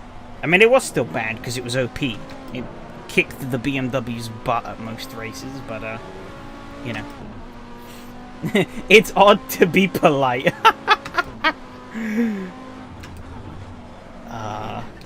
Ooh, yeah. I hit the brakes and I felt the car going left, so I quickly got off them. I was like, nope. I am not going into that gravel.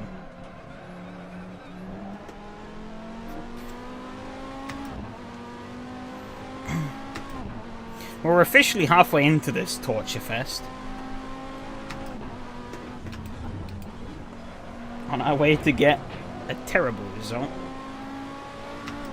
I did say I did not get along with this one. Yeah, but...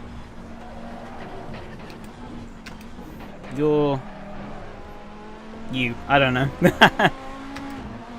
Well, see, the thing is, this car is... admittedly, I didn't test the car at Imola when I drove it yesterday. I did like a couple of quick laps around Kyalami yesterday in this car. Because I don't get along with Kyalami. Like, it's controversial, but I just can't find a groove around Kyalami. It doesn't exist for me.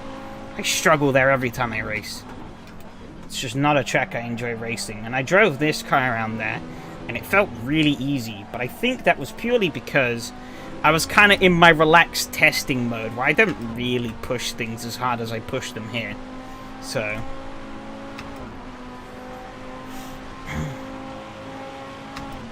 but here it's full send all the way, pretty much.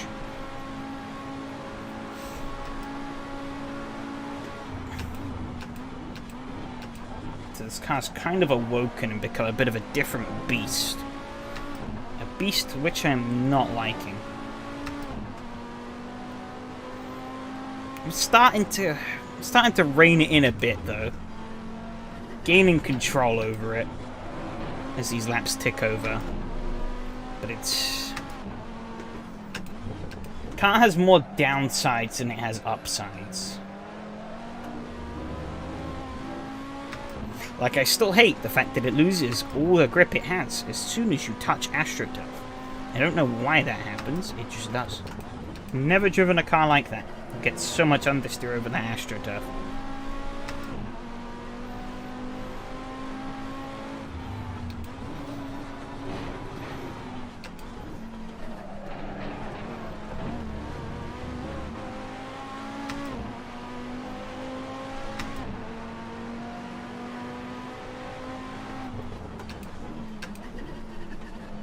See, the thing is, you make a rear-wheel drive car that's tough to drive, and it's awesome fun, usually.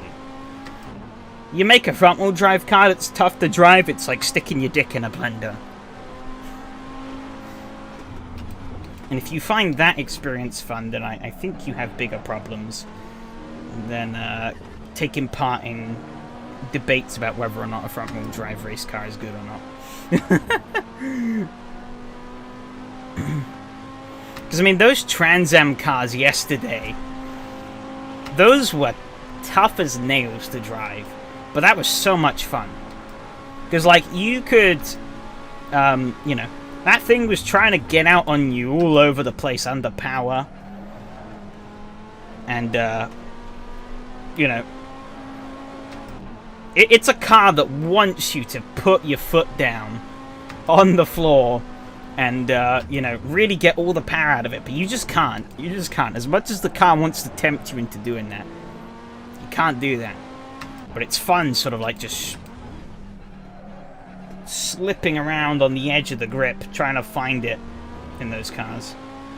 A Japanese toy said, "I have a blender." No, Michael, don't do it. I was making an exaggerated figure of speech. I do not wish to be held accountable for your actions.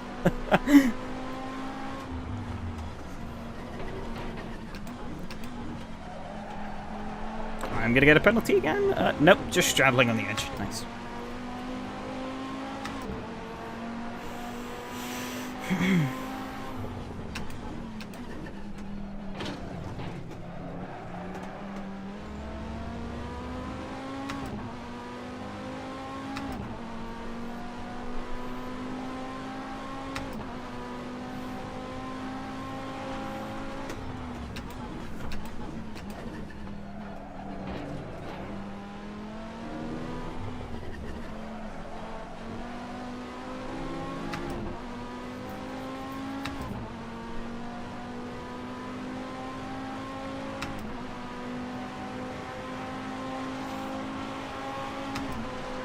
If I remember correctly, actually, I think even M2 was telling me that he didn't like, he doesn't like this car, and he's the one who's been pestering me about front-wheel drives.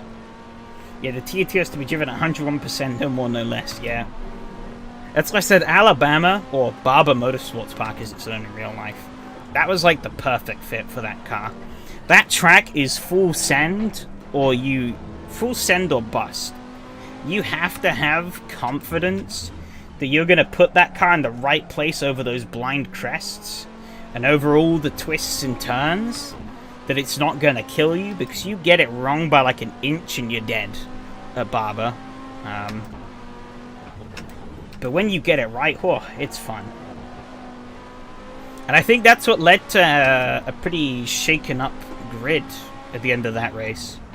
You know, some of the usual big hitters just didn't have the confidence to really punch the car to the extent you needed to. Some, like Sergio, unfortunately pushed it a little too hard.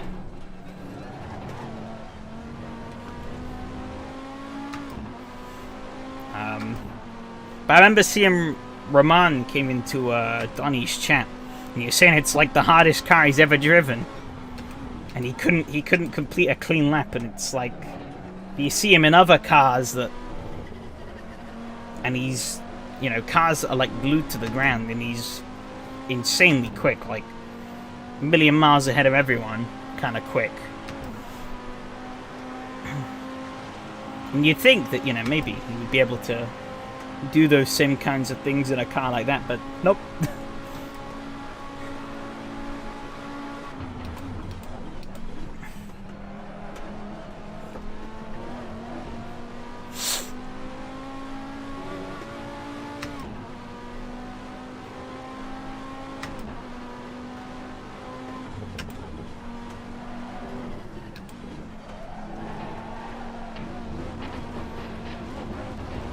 A little bit of rallycross there. Don't mind if I do.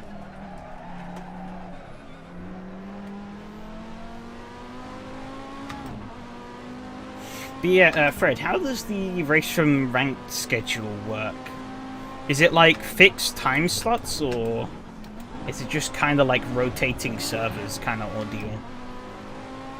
I don't know. I've never done it before, so.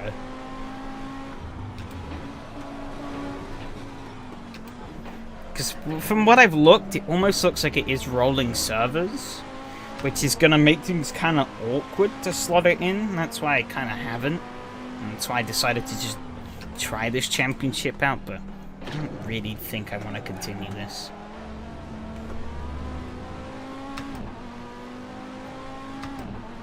Especially given it's Kyle Army next week, and rookie should be rolling unless it was changed. Okay. Some other ones are on a time slot. Okay.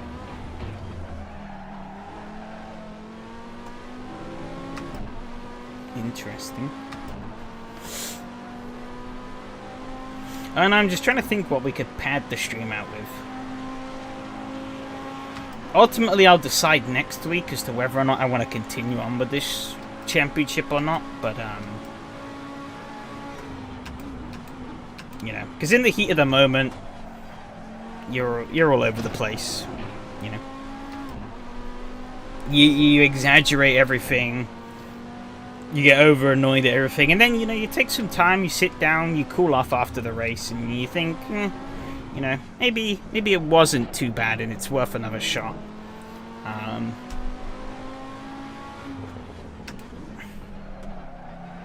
You know, I think, much as I hate this car, at the same time, it hasn't been... No, it's just shit. No, you're pretty spot on about this car.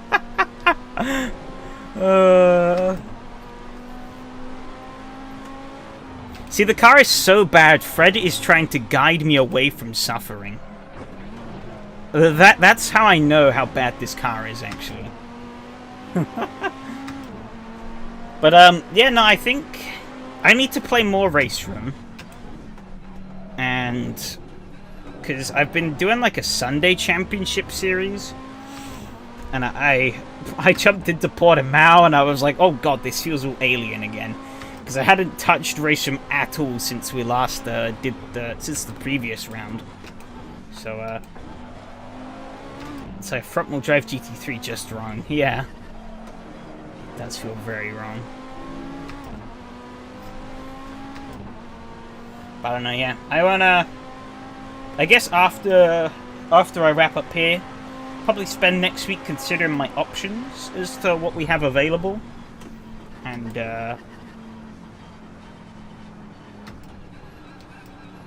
decide what I want to do. Might be Race Room. Might finally listen to Adam and try SimRacing GP.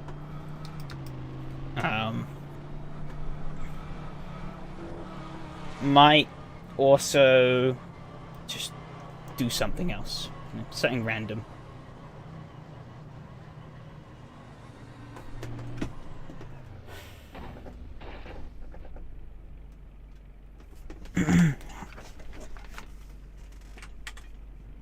See what track is what, sorry?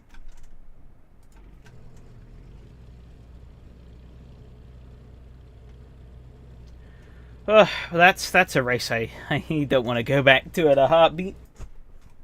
Terrible.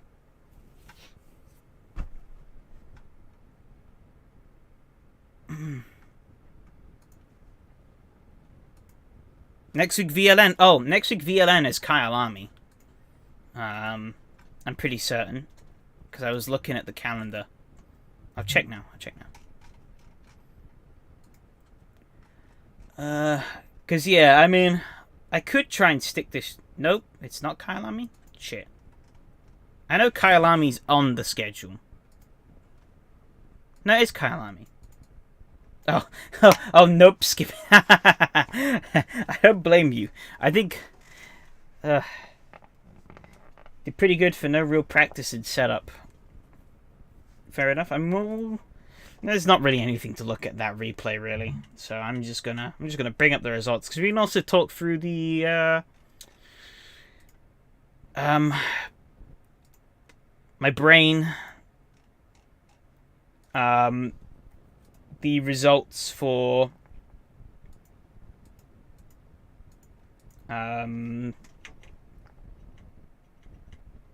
God, my brain is melting here.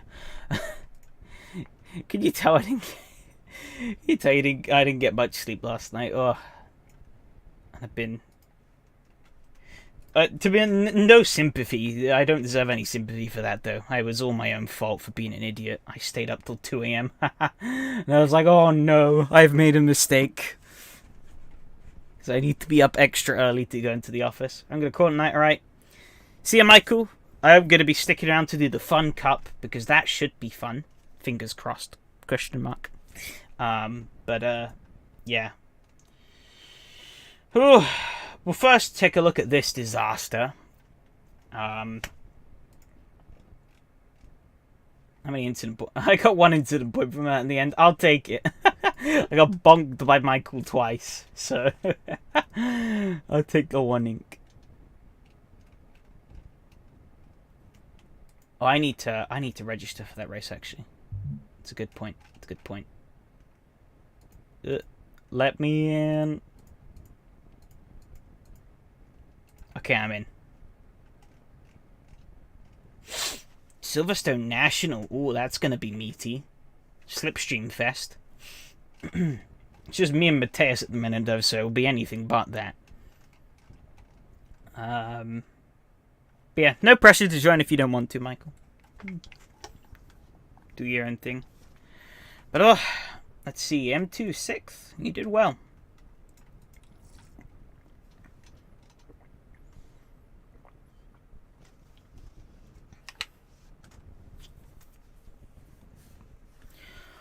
Given the disaster of a start, I'll take a P11.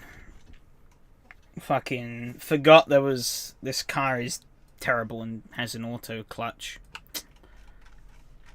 I don't like when cars do that, but if a car is fun to drive, I can let it slide. This car is not fun to drive, though. So I cannot let it slide. Did I do the same? Oh, wow. Ha! My qualifying and race pace lap times was so close. 150.96 in qualifying and the 150.91 in the race. I was 0.05 of a second faster in the race than I was in qualifying. Oh yeah, I see what they're talking about, Alex. 148. Jesus. Whole second faster than Andrea and Evgeny. Madness. Saw someone disappear in front of me. I was like, yep, I'm not shifting up. That might have been me, to be honest. That might have been me. Because I think, yeah, you, I don't know where you were in qualifying, but you weren't in top 10. So, it could have very well have been me. Me and Michael were in the pits, so... Unless Michael was right in front of you, then it would have been me.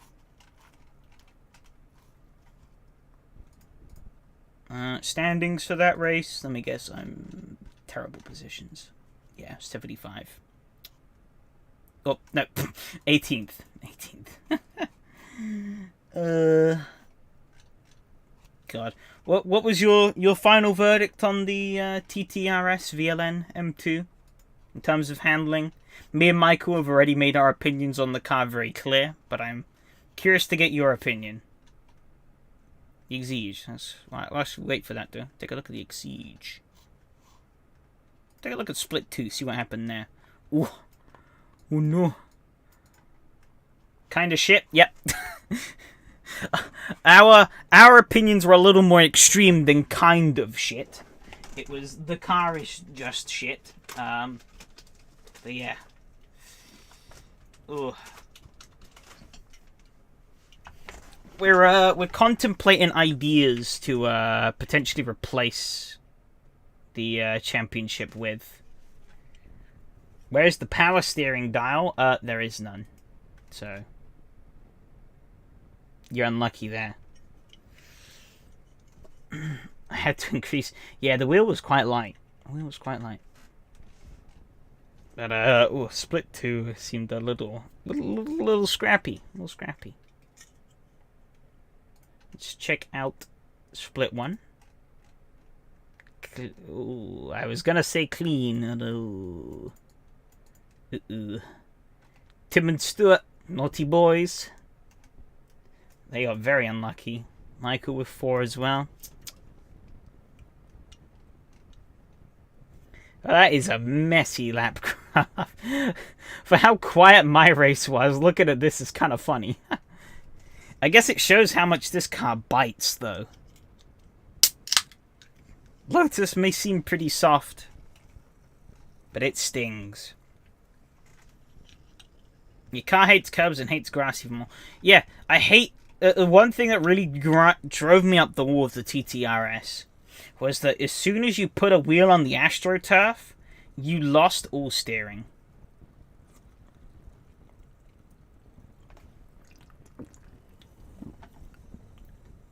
Unless you're talking about the Lotus here, then.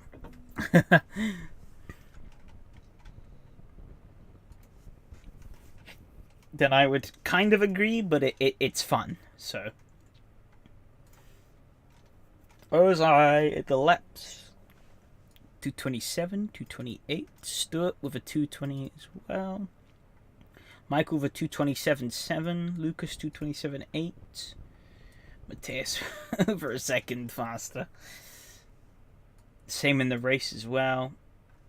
Red America had no AstroTurf, yeah. True. Michael there, still at a pretty good race pace. Shame he got unlucky. And 2 also a pretty solid race pace.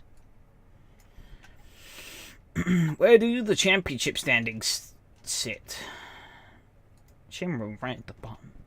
I'm in 4th. Yeah, you're right, Fred. Andrzej's bonk put him behind me in the points. So I sit 4th. Lucas sits 7th. Phil sits 6th. M2 sits 8th. Adam is 14th. Where's Michael?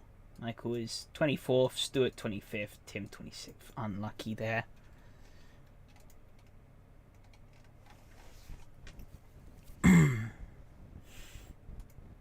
Yeah, ooh. I need to, yeah, I think I do need to seriously reconsider, I do need to reconsider what we do for the middle ground race. The bonk taketh and the bonk giveth, indeed. Hey, Handy and Aurelian are in. Anyone else hopping in for the Fun Cup? There's still 12 minutes to register.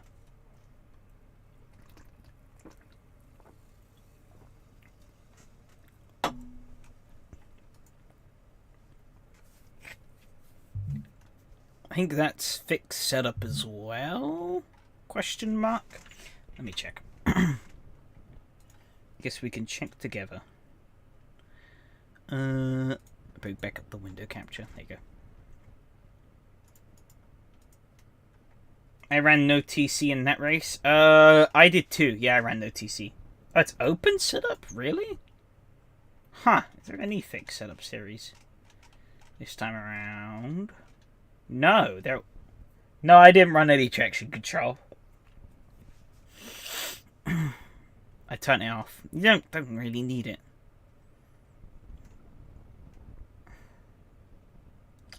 Wow, no fixed setup series. Oh no, sorry.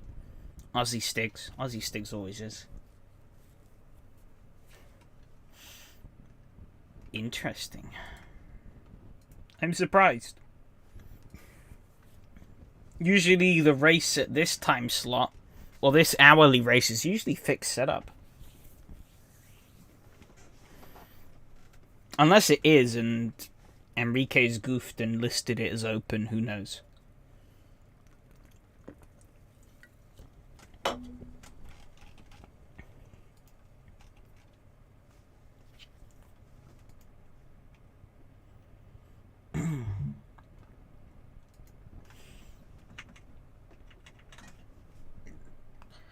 I hate fixed setup. All my homies hate fixed setup.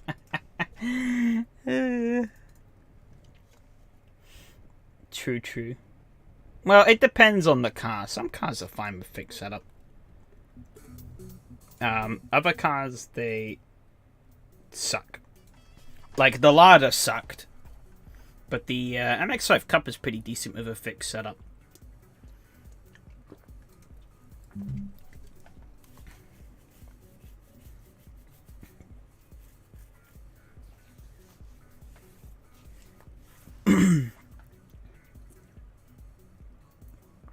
No. Why no?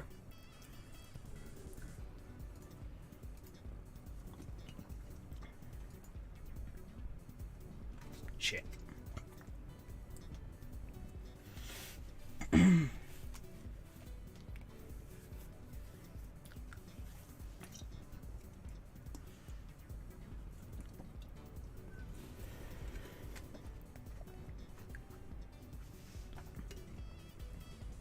Only the BMW was good. You really don't think the MX-5 Cup was good on fixed setup? I'll be honest, I don't think the Mazda changes that much even with a setup.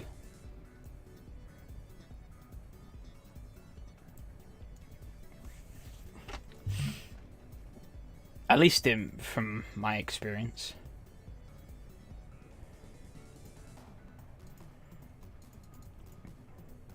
You know, I have a really terrible idea for the slot. For that 1 hour gap we have. What if we try and clear the Assetto Corsa special events?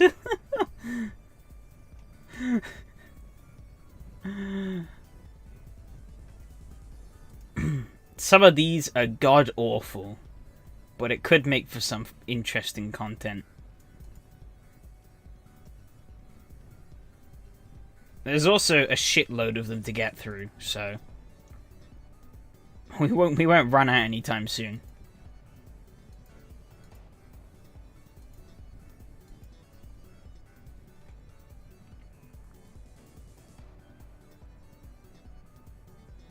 In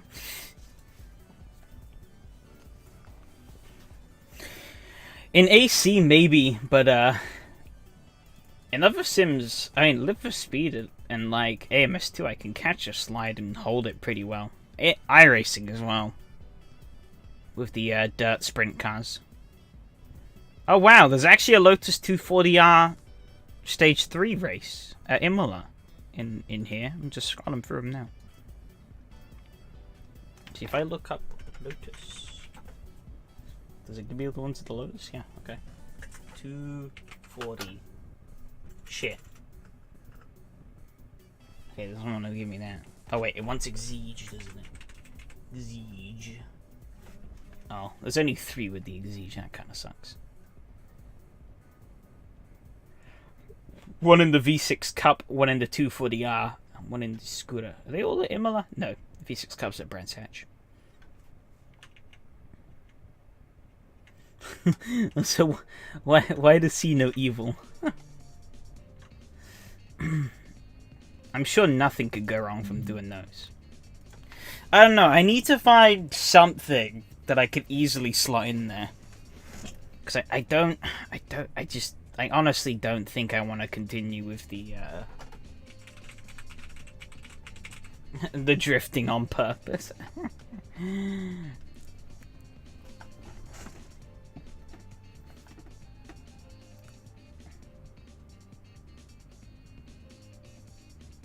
Yeah, I'd most likely focus on the race and time trial challenges. Because, you know, they're actually fun. To an extent.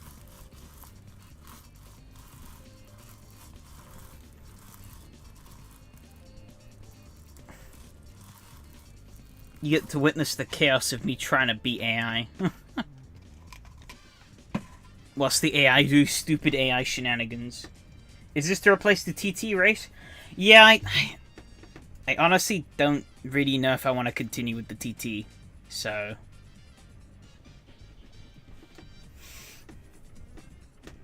I mean, next week I might get hit over the head when I wake up and decide I want to run the next TT race. But I think at the minute, I really not sure. I want to do, you know, I need to find something that's fun to fill the gap. But,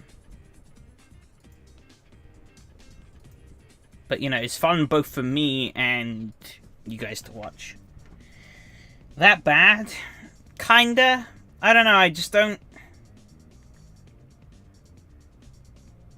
it doesn't inspire any confidence in me that it's going to get better throughout the championship.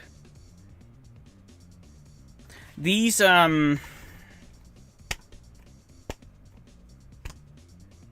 feel like this middle time slot is always probably the weakest one for me. This middle time slot. Only on rare occasions I properly get behind the combos that are being used in these races. In the middle time slot. Most of the time it's just kind of stuff that's just... And I don't know. Because, I mean, they might even become these things may become more permanent fixtures. If that makes sense.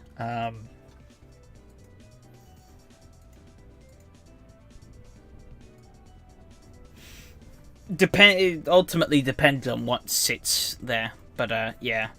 I don't know. I looked... The car doesn't inspire any confidence in me. And the track list is just kind of mid for the championship. Imola should have been a fun track for the... This was... Looking at the list of tracks, Imola was the most fun track that I could see for this car on the calendar. Because there's Kyalami, Mugello, Spa, Algarve, and Most. Most is a circuit. Algarve, they use that crap mod still. Spa, I don't think Spa really works with these cars. Mugello is eh. Kyalami is also pretty poo. So, yeah, I don't know. I don't think I'm really interested in continuing. Clutch fail. Well, clutch didn't fail. My brain failed to remember that this car is stupid and has an auto clutch. So I just engaged first gear, foot on the clutch, car rolled away, and bam, penalty. Oh, this really is open setup. Okay. Interesting. I guess we gotta do a bit of setuping.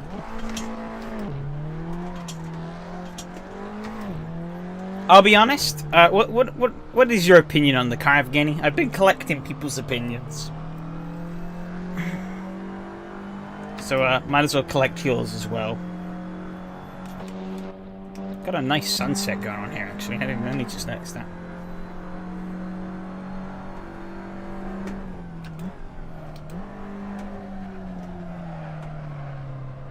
Ooh, this thing is weird. It's like the Skodas. No, it's nothing like the Skodas. I could tolerate the Skoda. I don't think I can tolerate the TT. Okay, it only has 5 gears. Okay.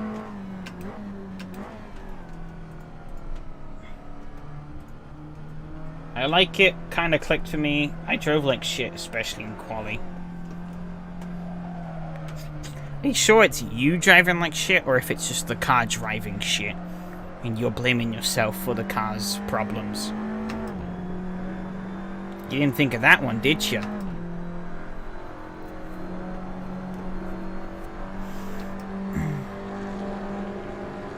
Got you there, son, did you?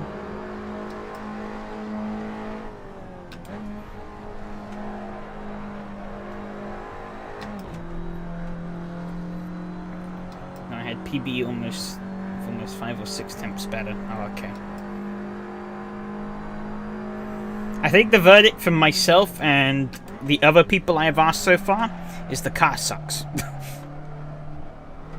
Like, so much so, I'm not even sure if I want to finish the championship.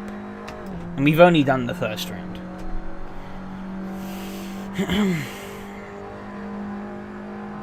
I'll be honest, I really wasn't interested going into this, but I had no better option to fill the slot. And I didn't have any time this week to think of anything to fill that slot, so I was like, screw it, I'll do the race, see how it goes.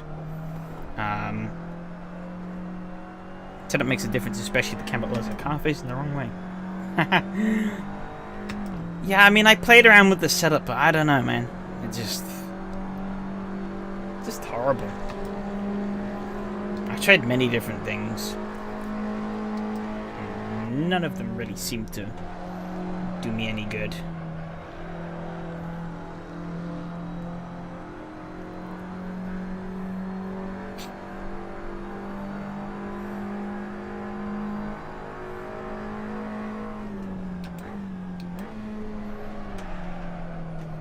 Okay, the way this car turns in, especially into that corner, is a bit weird. Can I lower the tire pressures? Because I want to drop them on this left side, I think. Yes, I can. Gearing is fixed. Okay. It's good to know. Yes, the wing is also fixed. Oh, suspension is fixed. That's interesting. So we pretty much only have the pressures, fuel, alignment, and brakes to play around. Okay. So it's actually not a lot. It's interesting. Not a lot of camber on this thing, but I guess I can remove that positive toe and make it into Chad negative toe. I guess just 0 on the fronts because I can't really go any more than that. I guess I'll just 0 it all around. Sod it. It's probably for the best.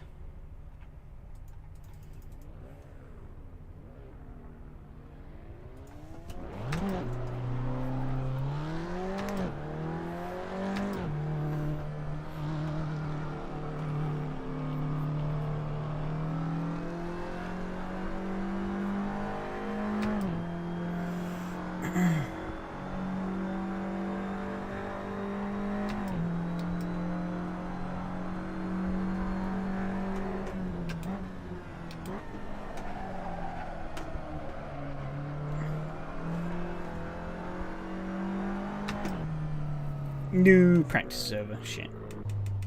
That car handles very weirdly around that corner. Not quite sure what's going on there. But it doesn't really want to turn in. It could very well just be that I'm driving it wrong. It probably just is that I'm driving it wrong, but I'm not experienced enough with the car to say yet. Oh, I've hit the bloody wall. It's probably the wrong pit exit, but you know.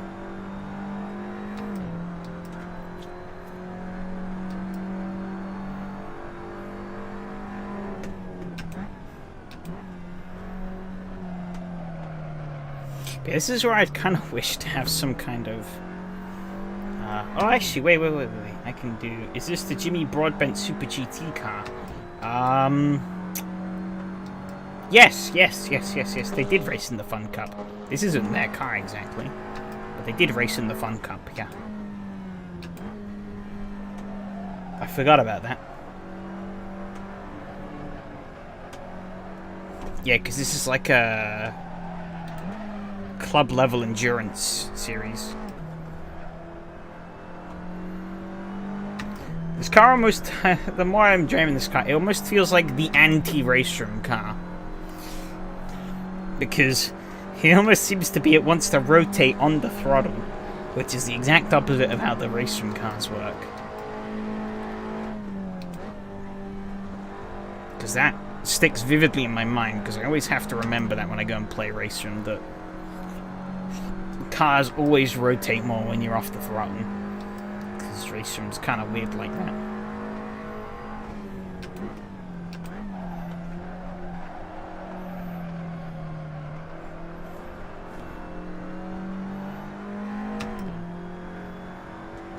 And he's got a nice slipstream, that should be helping him out quite a bit. But actually, I set up a poll, but I can't...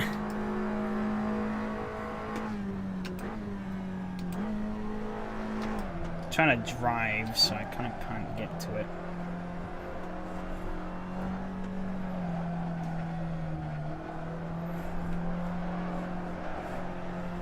Oh, that's a bit too much throttle. God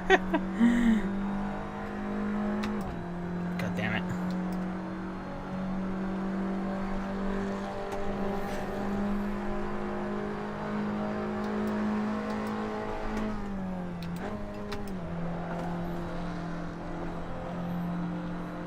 almost like skating this car around the corner, so it's interesting.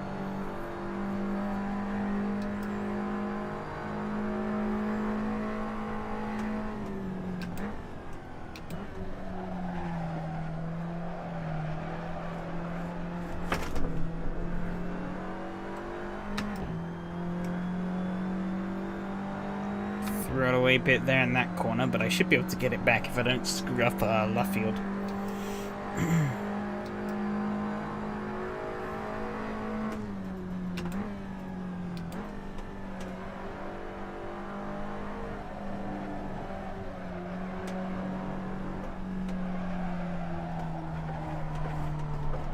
Not if I do that though. Piss.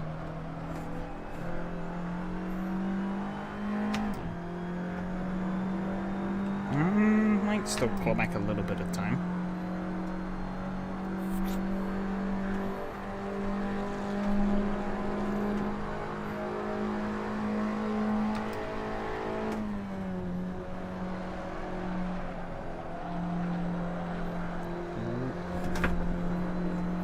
Ooh, it wasn't happy on the curb.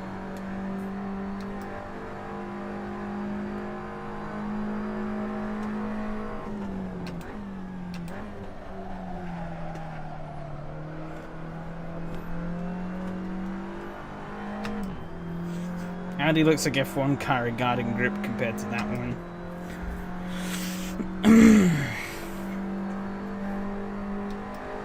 Maybe. I mean, the Audi has more power and more downforce than this thing ever will, so I guess. I don't know what Jose's doing, but he's not going the right way. I'll tell you that much.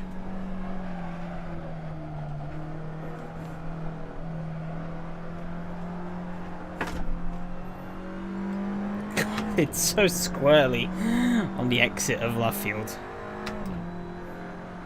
We're up by over a second though, it's just nuts. I've lost that much time. Well, I'm gaining that much time around a check shot. I'm up to second, nice. I'm down to third. Damn you, Handy, stealing my slipstream.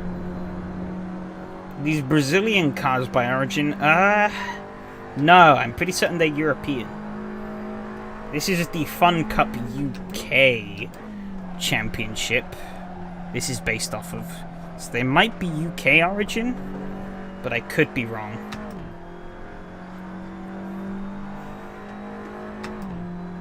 Okay, I think I'm starting to get the kind of hang.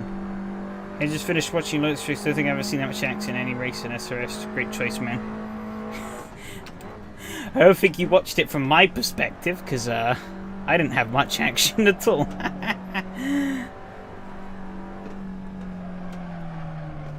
But it did seem to be quite a lot of action going on in the rest of the field. I'm gaining time. Still struggling through Luffield though. It's a chronic issue of mine. But yeah, thanks. It hopefully should pan out to be a fun series. We had a great turnout, which I'm happy with. Hopefully that keeps up, but I know it's not going to, but you know. Can't be UK, nothing is fun in the UK, damn.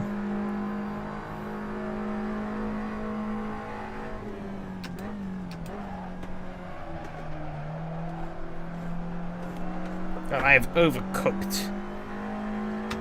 How to turn in this car?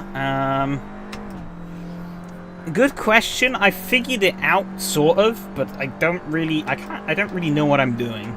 I'm just doing it, and it seems to be working.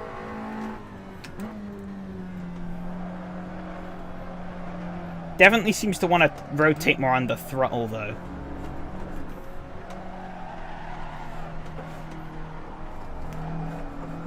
Till you get that and you start drifting.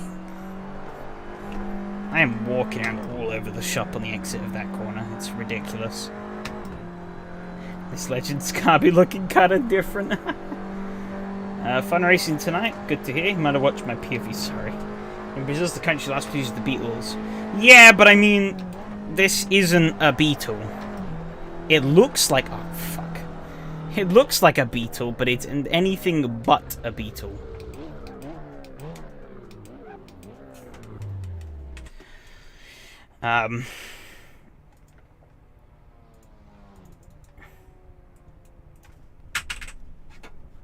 That'll do.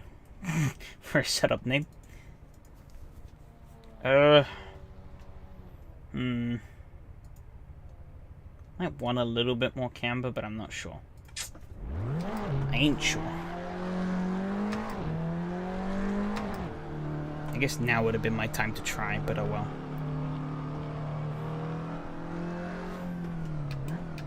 Beetle was Fusca in Brazil, though. Yeah, well, I mean, this isn't... It's not a Beetle and it's not a Fusca. It's the Fun Cup.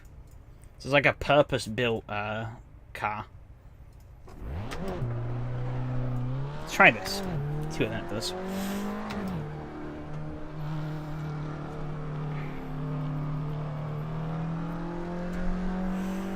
So, hey, continuing the trend, Adam, what was your opinion on the TTRS VLN? How do you think in terms of how it drives? I feel like you're going to be another person in the neutral boat.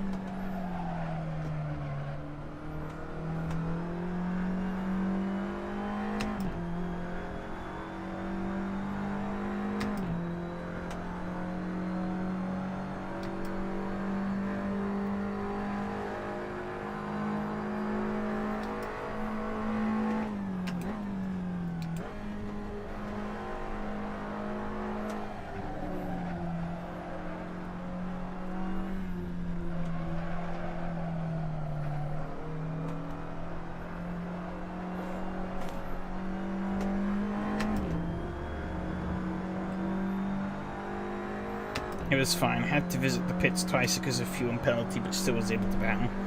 Fair enough.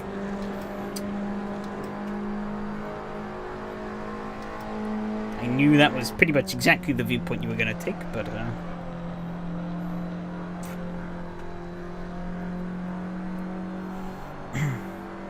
myself and Michael have a pretty shared opinion that the car is shit.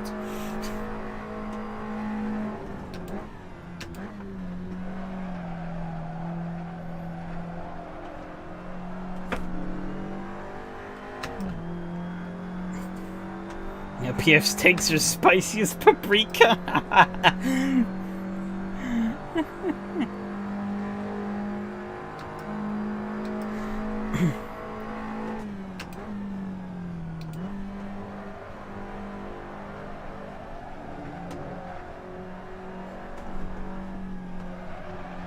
mean, I like Imola.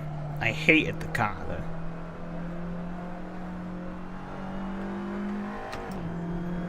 Well, I'm gonna improve by like 200ths of a second. Monkey meat every day. I don't think this is gonna bump me up a position, is it? Nope, it's not. Car does feel better in this configuration, though. I can definitely get more time out of it. I just didn't get the chance to.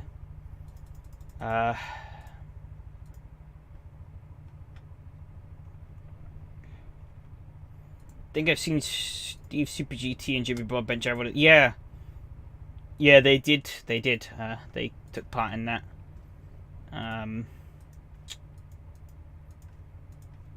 It's at 12 litres. That should be more than enough. Play it safe. Go 13. Play it safe. Screw it.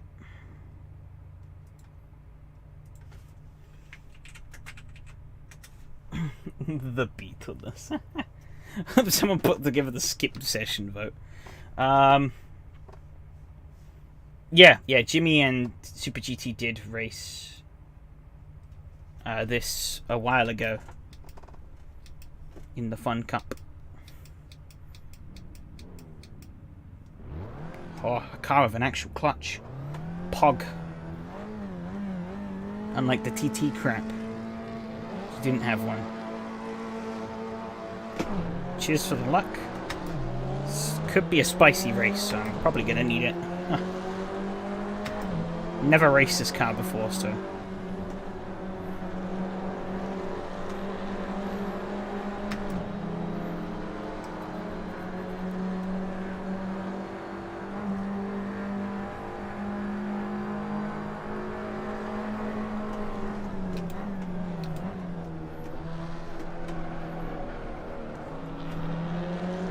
Strip Zoom Fest begin. Cars are... The Fun Cup One race is created by Franz Dubois, 1997 in Belgium. Cars identical Volkswagen beat. I can't read that before I hit the braking zone.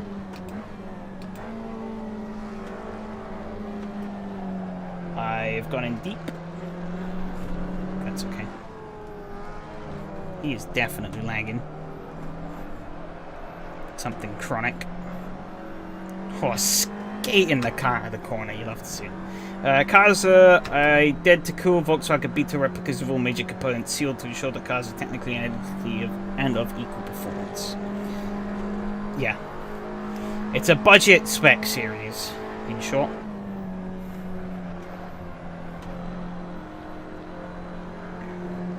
I need to close out on handy because I have an M2 breathing down my back. Now, if he's going to play nice, he can stay behind me and work together so that we can catch up handy together. But I know he's not the kind of person to do that.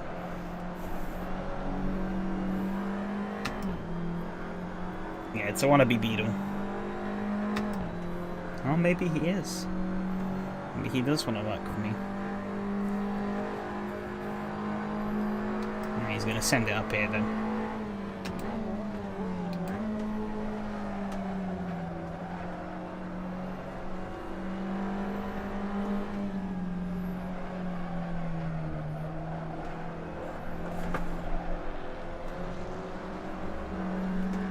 I got that terribly wrong.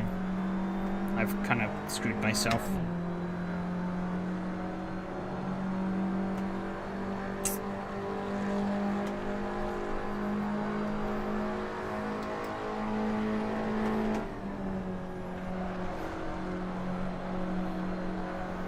I've gone wide here. It's going to slow me up. Rear left, yeah, it's toasty. It's going to stay toasty throughout this whole race. A lot of right turns here, so it's going to put that... Fuck! Why did it do that?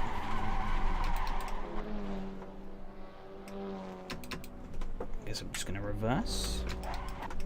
God damn it. Yeah. Where's the spice? Well, there you go, yeah, there it is. God damn it. This car is a weird one. It's weird.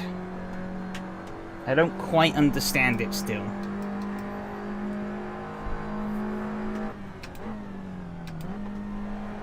It's one of those cars in AC that kinda... You might understand it as I explain it, but it's one of those cars in AC that sits on an awkward knife's edge. Where it's grippy, and then it's suddenly not grippy. Like, it's on that razor's edge.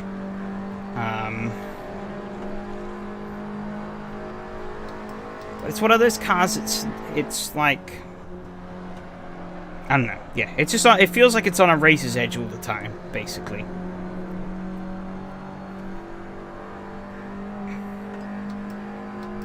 I don't know how this is how it drives in real life because I've never driven one. But oh, looks like somebody else has had the same or similar misfortune. There are 3 different mods of these cars actually. Well, this is the only one that's SRS approved, so.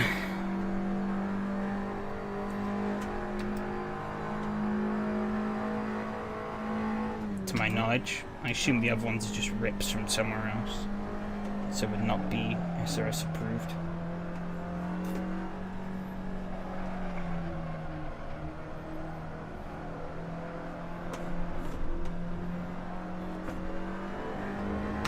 Yeah, this is the nearest of the 3.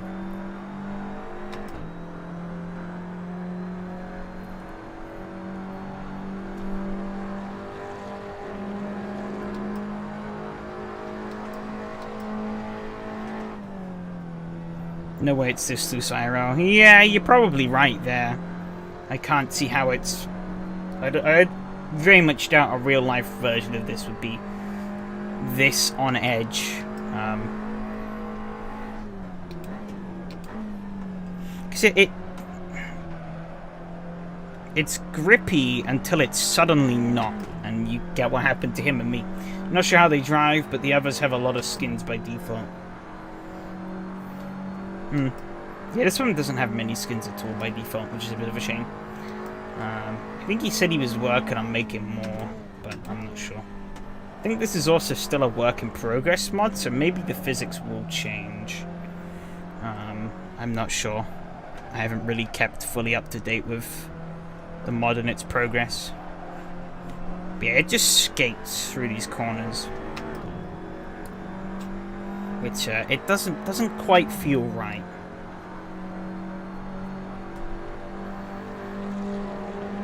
If it requires F1 skill to drive, it ain't no fun cuppa.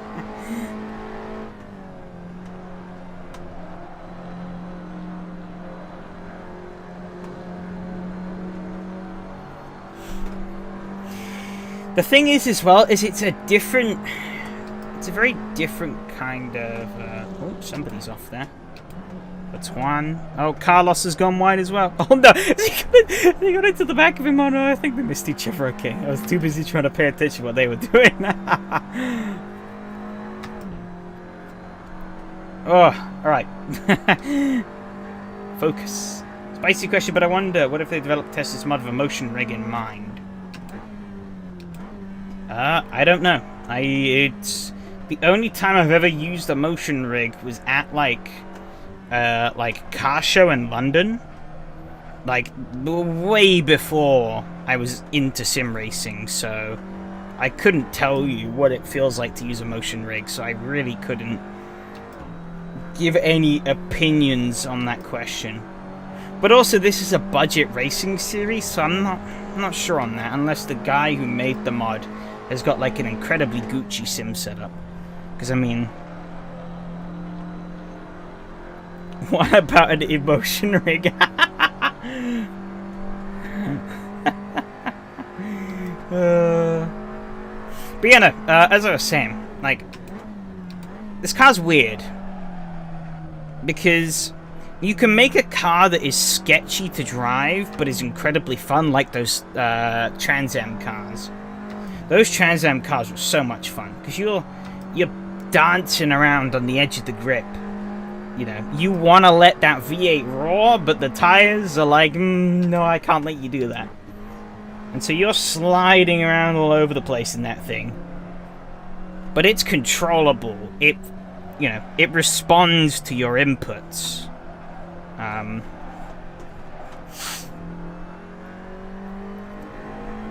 This not so much. Actually, wow, I can't really see. I want to take a peek at how thick the tires are. Hang on. This is going to be a terrible idea. But we're doing it. Oh, I've clicked the... I've pissed. They seem kind of thin.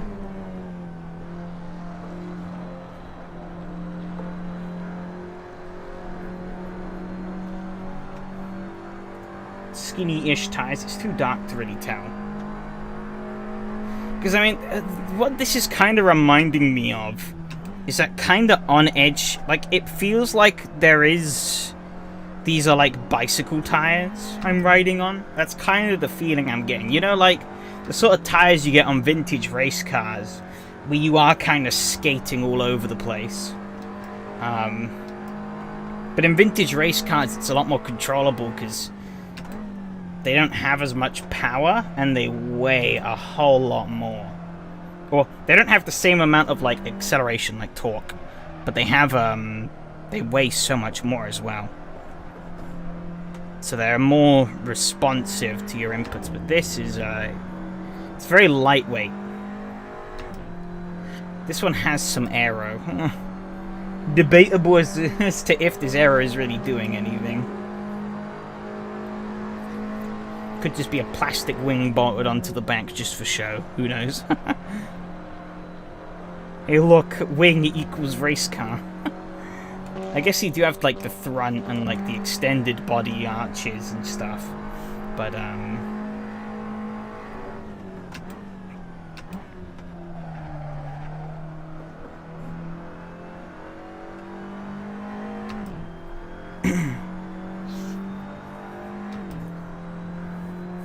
But yeah, I'm just saying. That's kind of the impression I get. It sort of feels like those vintage cars where you're sort of on like bicycle tires. Just more sketch, because this car tries to kill you more than they do. Like, I don't know if you guys have ever driven those 1920s Grand Prix cars, but they're quite fun. They're slow, but I think if they were any faster, they would just be impossible to drive.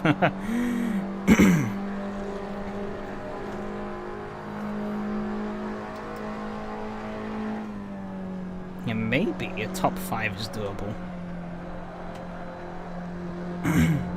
After that spin, I think a top 5 would be a pretty respectable result. But, I don't know. We'll see how this shakes out. One behind also seems to be quick, so might be some challenge for that top 5. Maybe it's a Seca as well. Silverstone has lower grip compared to other tracks. Maybe, but I don't know. I haven't had this problem in other cars. And from what I remember, I did test this car a while ago. Before the previous SRS championship that I did with the Fiesta WRC, because I was contemplating actually putting this car there instead of the Fiesta. This was one of my original shortlisted cars before I stumbled onto the Fiesta, and I was like, wow, this thing's so much fun, I'm going for the Fiesta instead. And it kind of felt similar-ish there from my vague recollection of trying the car a couple of months ago. And that was at different tracks like Brands Hatch.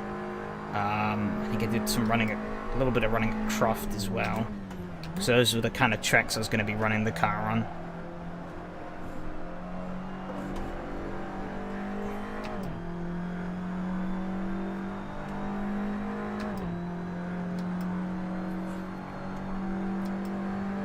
But yeah, it is a weird car, this one. Pro VW version of this, for fun guys that are racing that one. Amazing car to drive way faster too. Oh yeah, I think I saw that race. They did a race at Daytona, was it, with it? I think I saw that a while ago. That's a bit... I don't think that's like an official racing car like this one is, though. I think that was just some sketchy mod that people have slapped together. Kind of like that V8 Midi Judd I raced the other week with the SCB guys. That thing was just off the rails.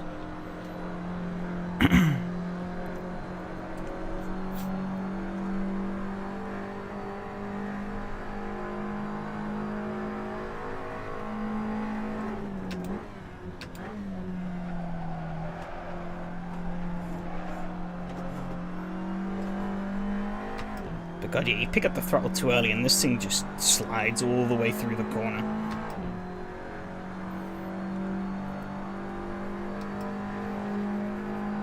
Not the biggest fan of AC when things get too slippery. I guess that's probably an issue with the tire model more than anything. But like from like my even though I'm more experienced, way more experienced in AC than other sims, I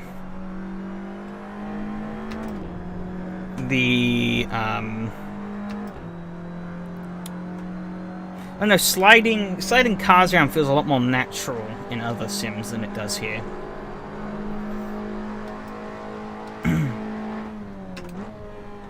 But I sort of just have the experience in AC to sort of know how to hang on to it. All the best things in life is slippery.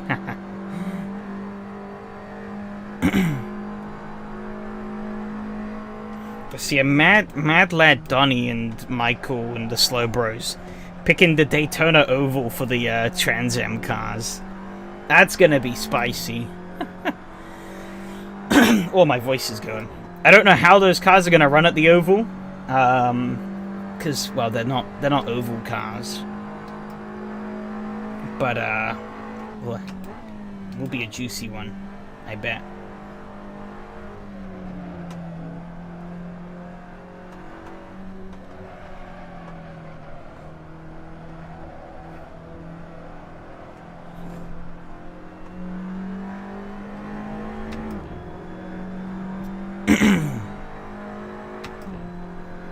You know, there actually was a pretty cool there's a pretty cool mod that released for AC a little while ago of Concord Speedway, which is like a tiny like triangle-shaped oval in America, and it released on RaceDepartment and everything.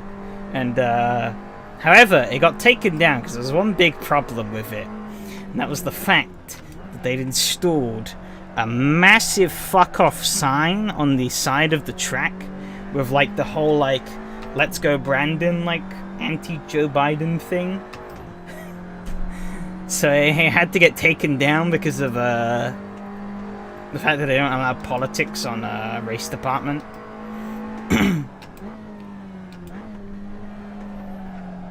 Which is a shame that they would be. I'd assume it's the modders. The RaceDepartment probably told them to get rid of it, and they probably said no. Screw you. Freedom.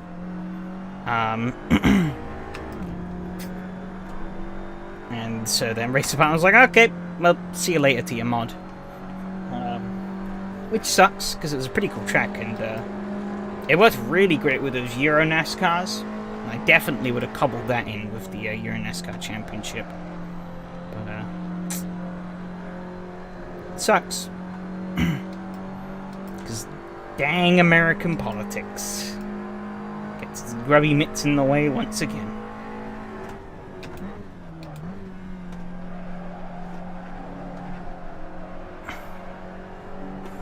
I'm continuously reeling in Domagoj ahead, it seems, but Juan is also closing in, so... And I am running out of time. So, this is going to be interesting. My nose is incredibly itchy, though. I think it's because I have the window shut and no fan on, so I'm just baking in this room right now. Gotta get around Luffield is so awkward.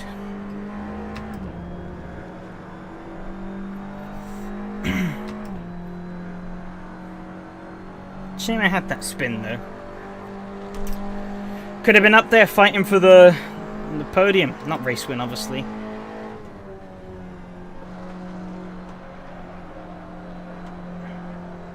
Damn people and their opinions. We should just nuke everyone so we don't have to deal with it.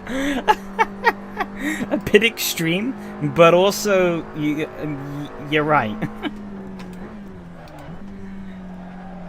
I think, and sometimes I do think that maybe a fucking complete reset is what we need. I'll have to start defending from one here. It's not what I wanted because I wanted to catch it. Oh my gosh. Poo.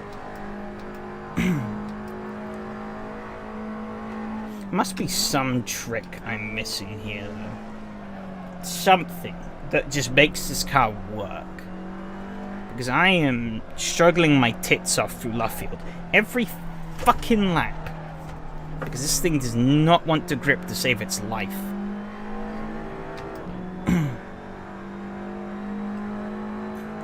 It's starting to grind on me a bit. You can tell. Luffield is a really awkward corner in general, I find. I don't get along with it too well in most cars, but this is a special breed because it just doesn't want to keep steady. And I've increased the rear camber. What more could this car want from me? So it's more stable than it was to begin with, but it still wants to do this.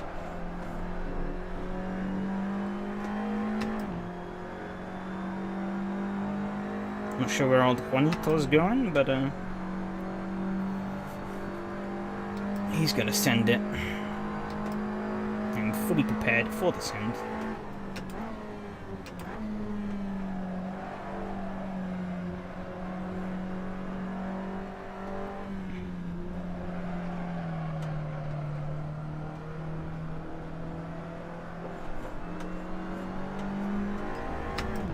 Oh, I put a wheel on the gravel. Stinky. I think I'm just gonna hold him off though. Yeah, not where I wanted to be. Were it not for that spin, I could have been fighting for the podium. But it is what it is.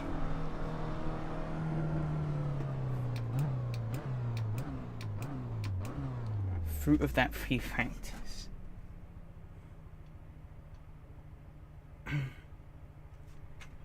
I could have been up there, but I spun.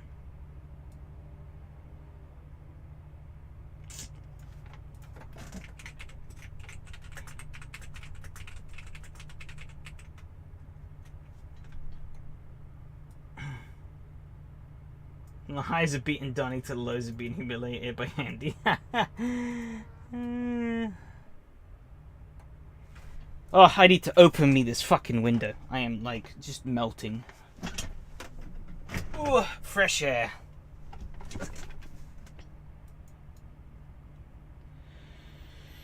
Ooh, thanks, but it could have been better. I let myself down. Really? I only had myself to blame for that spin.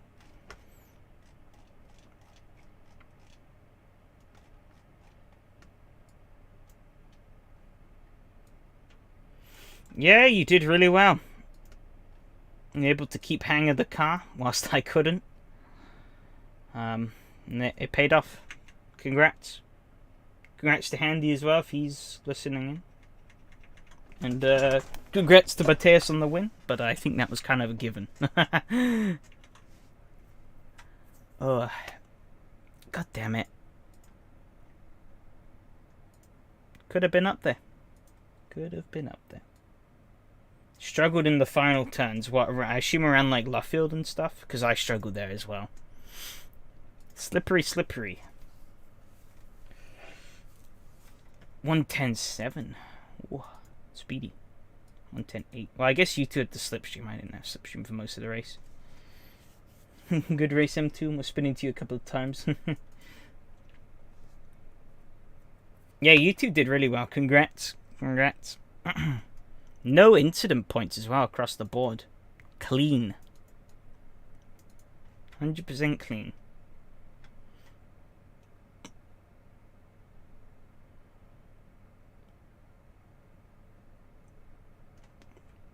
Maybe I had to do it that rail. Yeah, the rail left just didn't want to behave, did it?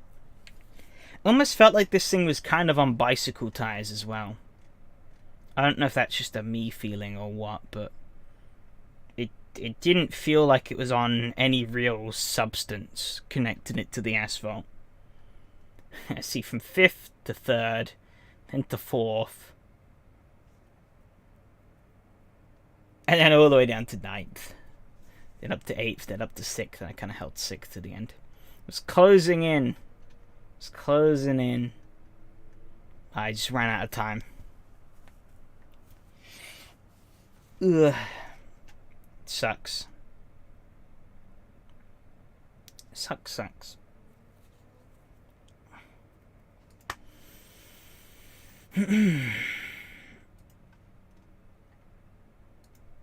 There's definitely some kind of trick that I'm missing. I braked into turn 3 and the car wanted to spin right. The car is, by default, has like 55% brake bias, I think. So, keep that in mind.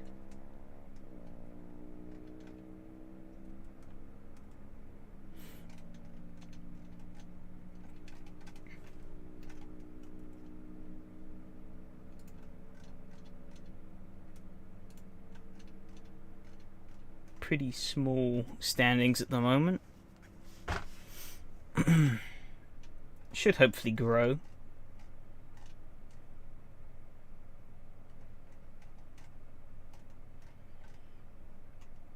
There's more of an issue near the end of the race. Interesting. I guess maybe the tyres didn't seem to wear that much at all, to be honest.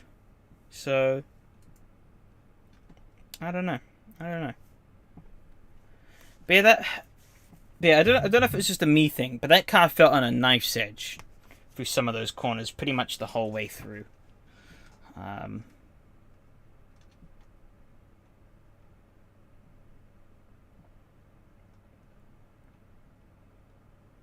Yeah. What's the next track that we going to? Zandvoort. That'll be interesting. I want to learn this car, though. This car's pretty fun. I just need to figure out how to not be on a knife's edge with it, and I think we'll be good. I'm kind of the antithesis to Legends car.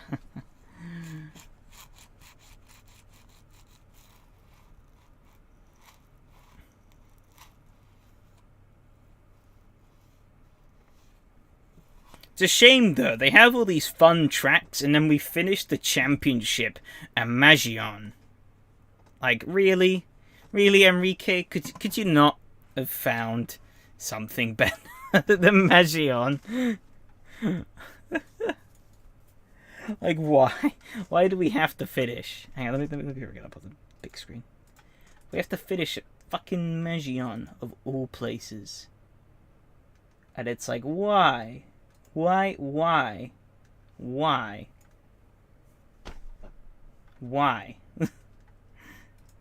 This is bad. Bad track.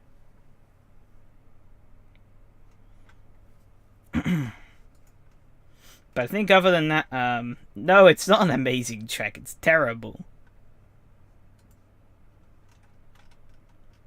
Okay, it's not terrible, but like it's impossible to overtake, and there's basically never any racing. It's about as stale as racetracks can come, and I don't know. I feel like it's just a shame to wrap off like such a cool set of tracks, and then it's just Magion. At least, like, put it in the middle or something, so that we're not having to send it off of Magion, you know? Guess we take a quick look back at that race. I don't really know if there's much to look at, but I guess we can look at what M2 and Handy were up to. Hey, flat tracks deserve respect too. Well, that's the thing, I don't mind flat tracks, but Magion is just terrible. There is, like, nowhere to overtake. Magion. Do people jumpstart? How the hell do you jumpstart in the Fun Cup?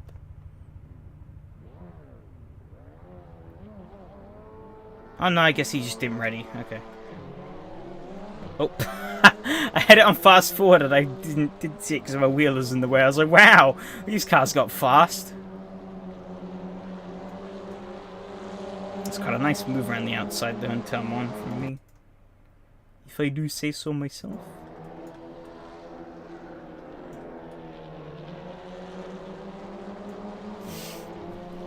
Should have done head Nords. Oh god.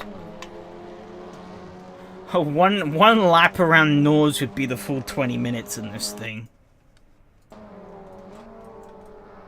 Imagine I'm more like Magon in the pin.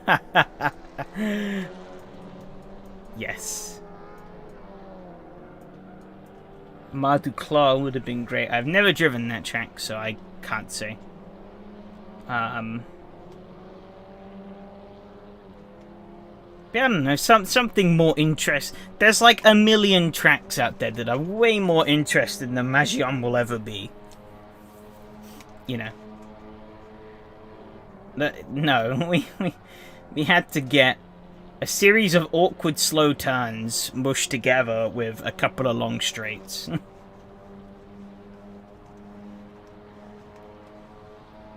I mean, if you wanted a track like that that's actually fun, you could have put the fast layout on Modena. I remember that was good fun in the Estonia 21s when we did it, because you were the downforce just wasn't working on the car, so you were just slipping the car all the way around that track. And it was hard to overtake, but it was definitely possible.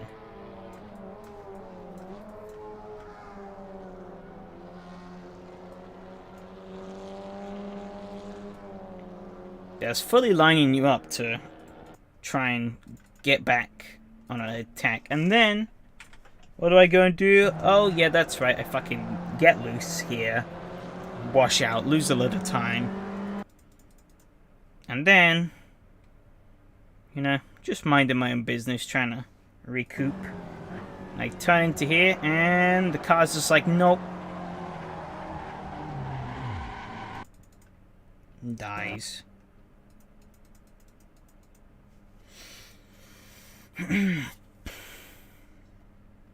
Remember when I complained about track selections for Series A's got replies defending those tracks?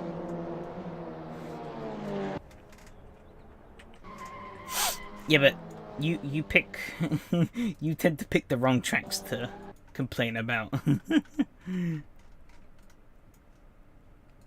Like Imola. I like Imola. It can be a bitch in some cars, but in the right cars it's good fun. TT Cup was not the right car by a mile. But yeah, like I need to figure out how to stop this. Like how to get the car, how to keep the car on a on the sort of point where it's not dying. Let's see what old Mateus is doing. Oh yeah, I forgot the brakes don't show shit, do they?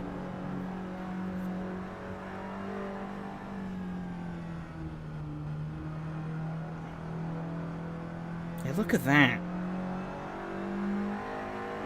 I guess that is just how you have to drive it. You just have to feather the throttle through the turns.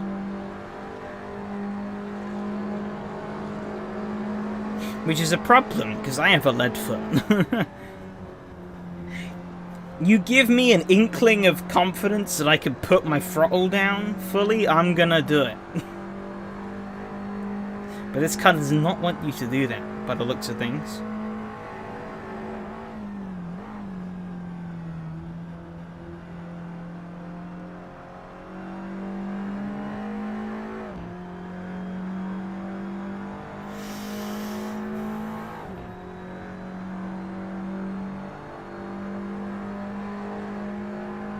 Damn, throwing the skill issue at me. I mean, yeah, it is true. I did have a skill issue.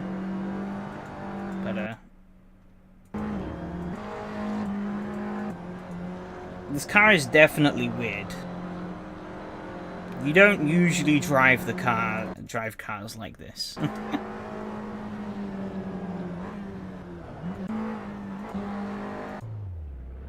Ooh. Oh. Oh yeah, this moment. What happened here? Oh, he's chasing Damagage, and then I guess he loses it under braking. Ah, that's weird.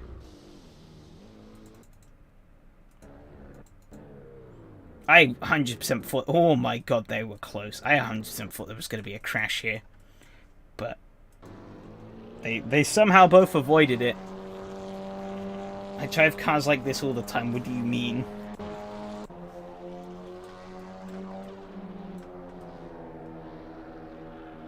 Well, that... Yes, that explains why I'm faster than you all of the time then in cars except this one.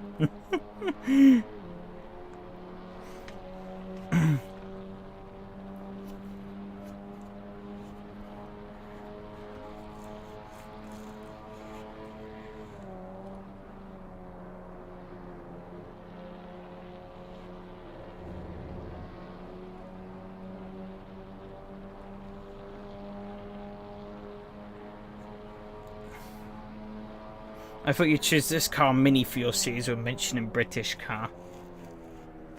Yeah, a lot of people thought the Mini. I don't know why they were thinking that.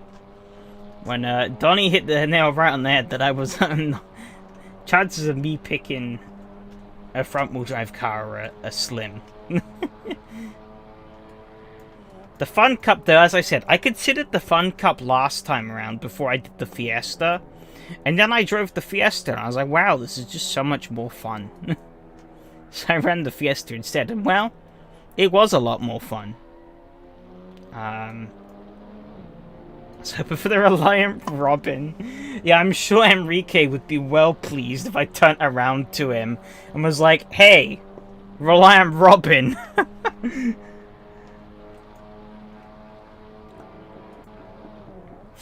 SRS got very British and very American. Because we have the Trans Am series, we have my series, which is the British car, but we're at American tracks the whole way through. Why are we not driving the Lotus Cortina? Find me a mod that's SRS approved for the Cortina. Impossible. Unless you make one yourself. Without ripping anything.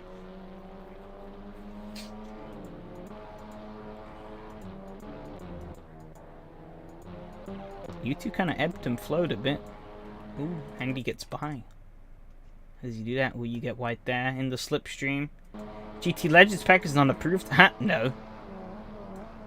Do you not know most of that stuff is like ripped models?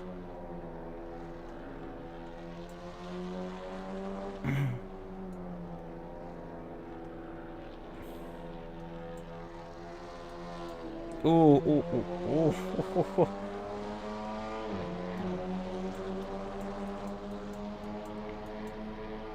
That was tight.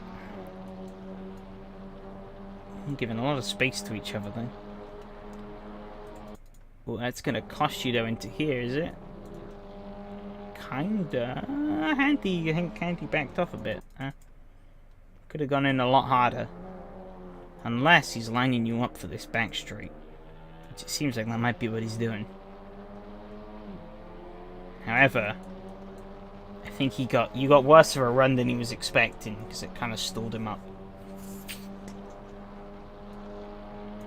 Yeah, I think that's the worst thing, is when you want to be, when the best way to get the most out of someone's slipstream is you want some distance so you can build the speed and slingshot past them.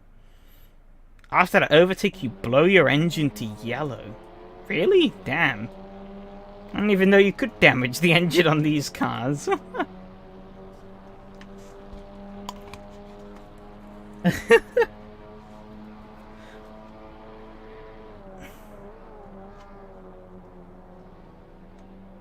I guess he downshifted too soon and damaged the engine that way. Like really aggressive downshifting. The GTC pack, for example. That's a second gear, I guess, yeah. It's a pretty massive overhaul of older mods. Yeah, but those mods may have been updated. Or those mods, A, themselves may have been rips. And B, they may not have had the mod owner's permission for them. I mean, I don't know the full details, but I'm almost certain if I turn around to Enrique and was like, hey, GT Legends, they'd be like, no. Because I'm almost certain I have heard some things that it's not as legit as it would appear to be. All very slidey. I guess that's the thing. Sliding this car around is pretty natural, but it's just kind of how it is. But you gotta keep it. They all seem to be credited for every single car, which is rare to see. And that could be that they haven't gotten permission, and so they're like, hey, we credited you. Please take that as enough of a praise. Please. No su.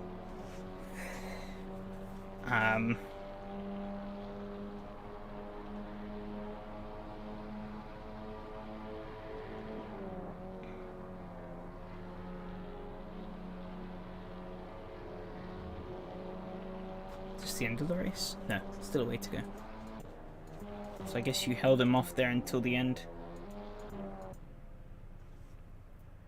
Never seen beef about packs by Bazza. No.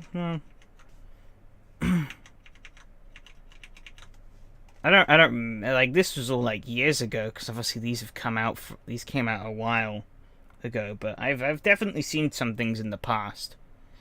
Also around the Grand Prix Legends pack. So I don't know, but also, I mean, I don't know. We did the GT Legends in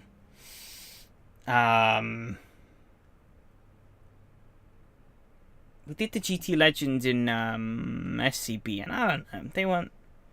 Everyone like rates them to like the moon and back. I don't know. They were fun cars, but I don't think they were as good as people were piping them up to be. Maybe just people being so excited about them kind of gave me the impression that going into it, it would be a lot better than just a somewhat decent mod. I don't know. That's at least how I see it. I didn't think of them of anything special. They're just some cars.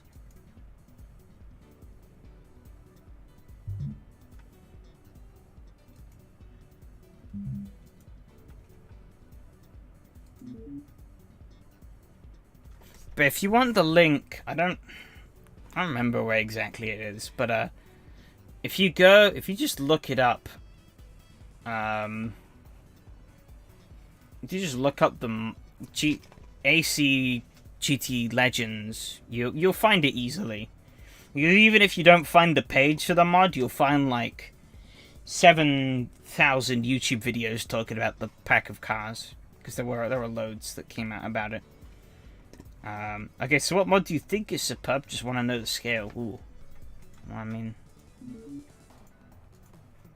Well, the issue is what makes a good mod is entirely subjective. Oh, and my AC's pooping. But, I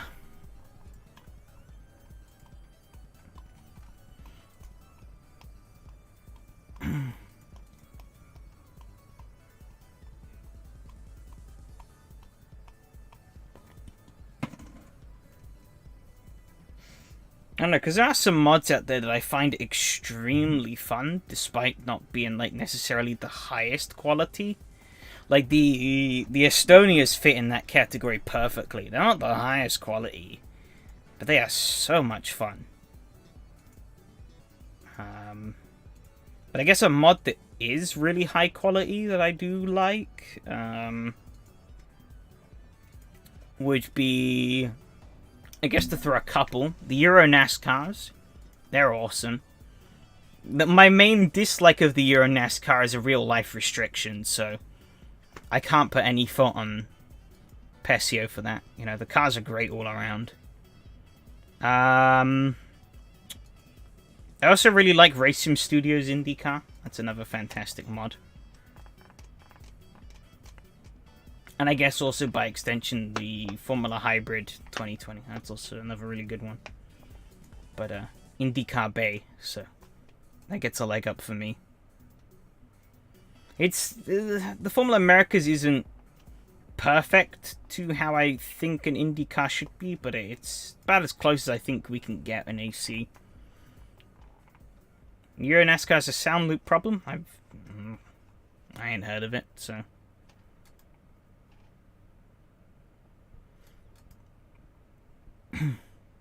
But I mean, that's the thing. No mod is perfect. You can go and nitpick into anything. But I am like 99% sure that if I turn around to Enrique and asked him about GT Legends, he would tell me no. Because it's probably for, you know, whatever reason. You know. But if you really want to go around nitpicking every mod, you will find a problem with every mod. Because nothing is perfect.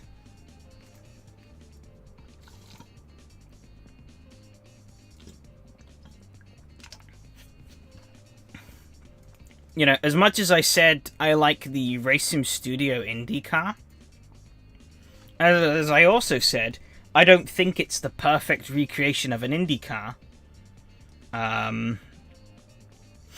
You know, I think, you know, other sims represent IndyCar in a much better light, but I think that's more of an Assetto Corsa issue than it is an issue with the car itself. Also, Racing Studios car doesn't have the short oval version package. It just has the full speedway. I mistaken GT Legend with Ford Legend. I mean, the Ford Legend's a pretty decent car. Also, too many cars in one pack could be another reason for not selecting it. Maybe. Maybe. I don't know what the limitations are on that. But also, I guess it could also be BOP reasons. Those cars aren't really balanced.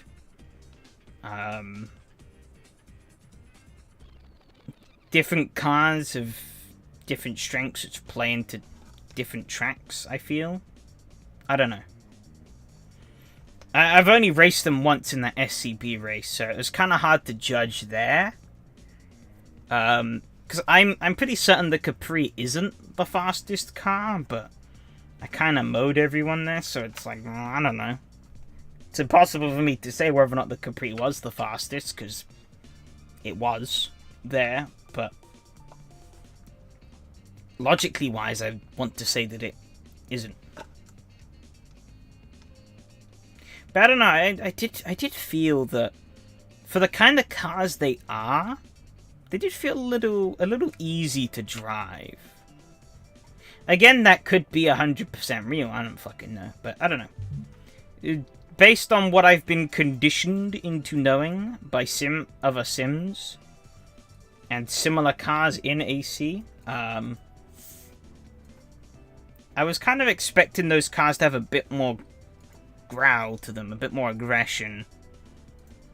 But I think with the Capri especially, I found more understeer than I did anything else. I mean, I get it, it's not like a 600 horsepower fire-breathing monster like the old Trans Am car is. Like the AT Chevrolet that VRC made, which is also another really cool mod. But I kind of expected a little bit more of a fight with the car, because it is basically a thoroughbred muscle car, just on a slightly smaller scale, to be more fitting for like European roads and stuff. Ban. Maybe my expectations are just warped. Have you tried the Paseo variant at the Capri? No, I haven't. Because the Paseo Capri is a paid mod, isn't it? Let me bring that up. I can bring that up. Hang on.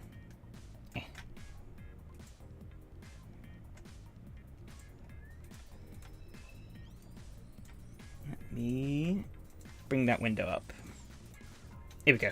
Cool. Cars. You see, as not a fan of this website design. It's kind of not. I want to see the car. So I guess they have all of these. Here's the Capri or the Carpi. I'm just seeing these cars. These are all the paid mods. So this is an Eagle. The Heat Mark 1 is a... He's just copied the Wikipedia thing and just replaced Eagle with Heat.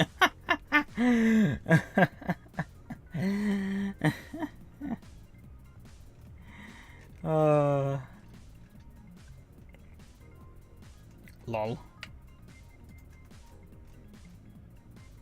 Ford Trans Am. Pretty cool, pretty cool. But no, I haven't... Because I haven't bought this car.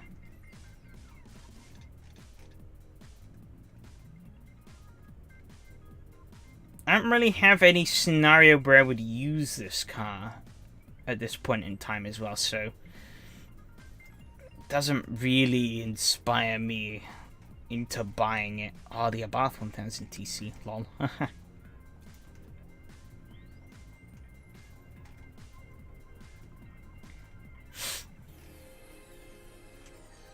And actually, I do have the Pantera installed because I needed it for the GT Legends Pantera because it used the same model. I guess that's the thing as well. That would be another nail in the coffin for the GT Legends ever coming to SRS. The pain in the ass that is installing it, because you have to download the Pantera and then copy the model over. I get why they did it that way. It made more sense. But, you know. I mean, the only car I've actually driven out of this list properly is the Alfa Romeo GT AM. I think I've already made my opinions on that car clear. But, oh wait, hang on. He doesn't have the Euro NASCAR on this page. But he did do the Euro NASCAR. Weird. You did the year in NASCAR, right? I'm not smoking some funny stuff here, am I?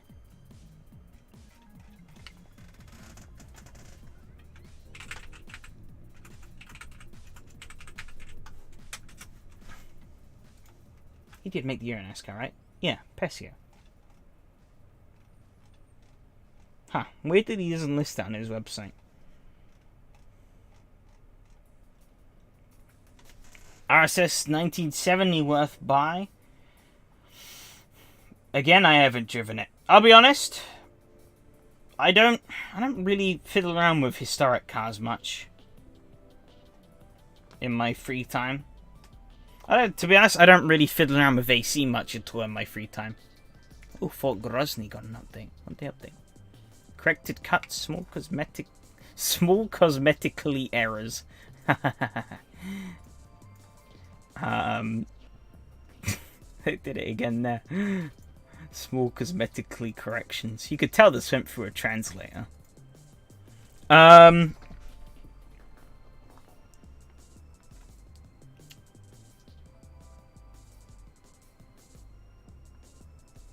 But yeah, I mean, I've only heard good things about the RSS 1970, but at this point in time, again, same with like the Pesio Capri. It's cool, but I don't really have any desire to use it for anything, so not really any point in me buying it. It's just gonna sit there and collect dust. White mode, well, I don't spend my life on RaceDepartment, so I don't even have a profile picture on RaceDepartment. That tells you all you need to know. I don't spend my life on here. I guess I could just click that. There you go. You happy now?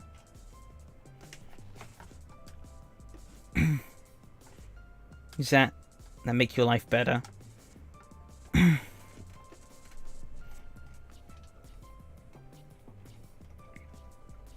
only things I use a lot that I switch modes.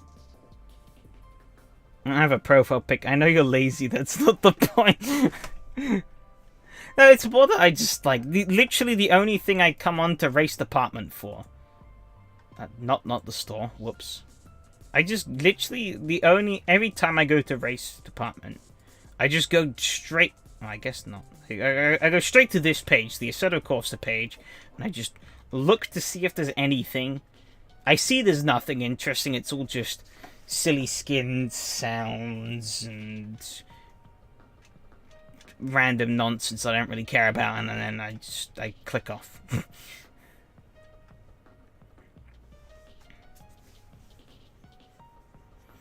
But I basically don't really play. I don't really play AC single player much anymore. Everything I do in AC is related to an event of some kind. Whether that be SRS, SCB, or other communities. Everything I do in AC is, what you call it? Like, it all has a meaning, some connection to some kind of online race, or is just an online race. Really? I don't do a lot of sim racing at all solo, really, anymore. Actually. I do fart ass around and live for speed from time to time. And, I sometimes do, I sometimes boot up the occasional, like, other sim. Like an Automobilista. Or sometimes I do even boot up AC and just goof around. But, not very often anymore. When I'm not doing some kind of sim racing event, I'm usually just playing other games. I find it's a much nicer balance to have. Because I do a lot of sim racing events. It helps me not get burnt out on sim racing. And so I can put my full focus into those events, because it's all I do.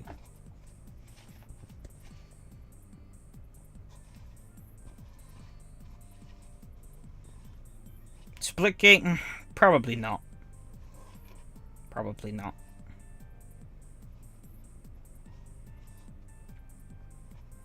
I don't know. It just doesn't really hit that note. I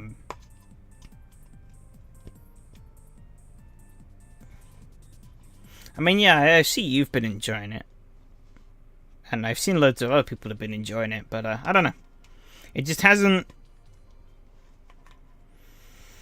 I haven't turned around and think, "Ooh, yes, I want to install that."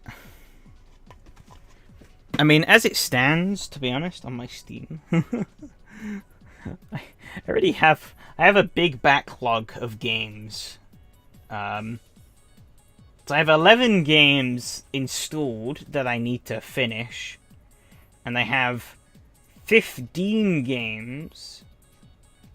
That's a lie, actually, sorry. I installed one of the games in this 15. So I have 12 games that I have installed and I need to finish, and 14 games, sorry, that I still need to install and play through, because I've bought them and they've just kind of sat around collecting dust. There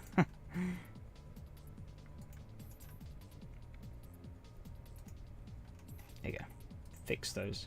Has some fun modes like ball capture with explosive baseball bats only.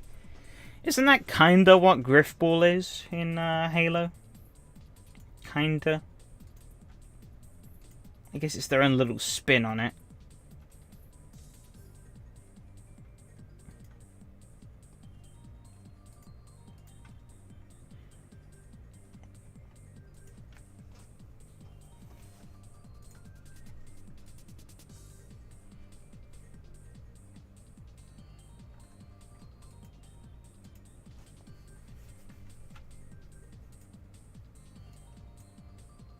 Maybe I haven't played older modes much in Halo. Fair enough, fair enough.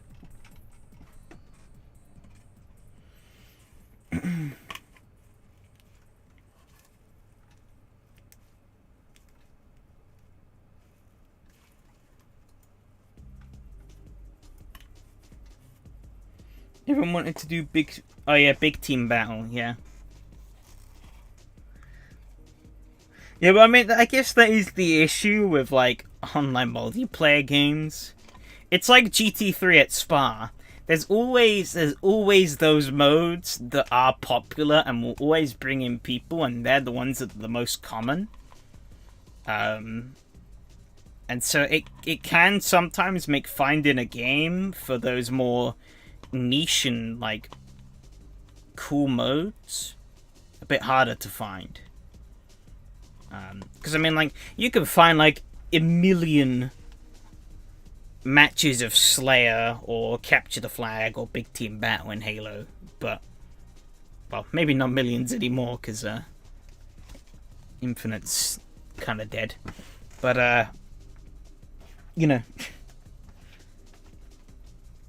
I guess that's the issue. I heard Infinite, they dumped that last Spartan standing mode they added in, supposedly due to low population counts, which is interesting.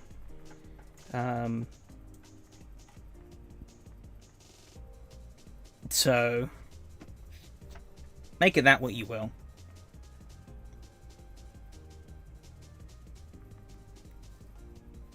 It is a shame that they fucked up Infinite so badly, though. I was looking forward to it. But, you know, that's just kind of how the modern games industry is for you. Unfortunately, I seem to fuck everything up.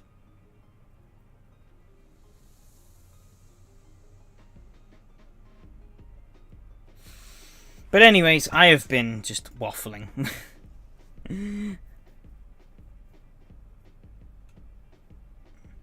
What's that was fun, they just didn't add anything to it. Yeah, I guess.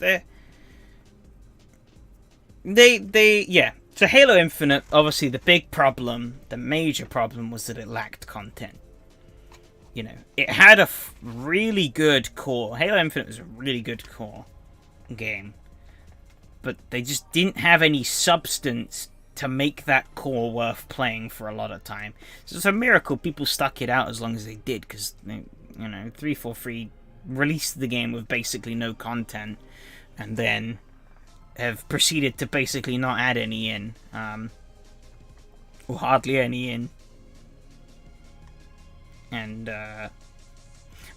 but to me, I also feel like Halo Infinite always kind of lacked, the multiplayer especially, Halo Infinite multiplayer, always kind of lacked that little bit of soul. I guess the campaign as well, yeah. It lacked that little bit of, like, soul that the older Halos have. It felt like they kind of dialed back some of the sandboxy stuff in favor of a more sort of clean experience. That doesn't mean Infinite wasn't fun. It you know, I had good fun playing through the campaign. But, again, same with the campaign. It was decent, but there just wasn't really enough there to warrant you sticking it out for a long time. You know?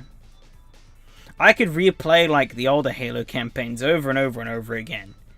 Because even though you're walking through the same corridors and the same levels on loop, those, you know, they had enough there, and there was enough things you could sort of fiddle around with to keep them interesting. You haven't played the story yet. I mean, the story is decent enough. The main issue is that they didn't really take that good of a capture of the open world. Open world's a bit, it's kind of bland. I'm not gonna lie. There's not, especially once you've completed all the, like, main objectives, there's no real replayability in the open world, which is a shame. And you can get through it all pretty quickly, and then it's just a meaningless collectathon, which is not fun. Struggled to play the older Halo campaigns. Finished Reach, started CE, and got bored with it quick. Damn. Dissing my boy like that. CE does have some shoddy levels, but I think CE at its peak is fucking phenomenal. Like, I don't know, to me personally, I don't think any of the other Halos feel as good to play as CE when it hits just right. You may have some... Well, I mean, the thing is, I didn't even play Combat Evolved until, like, 2016. When I downloaded a very legitimate copy of it onto my PC.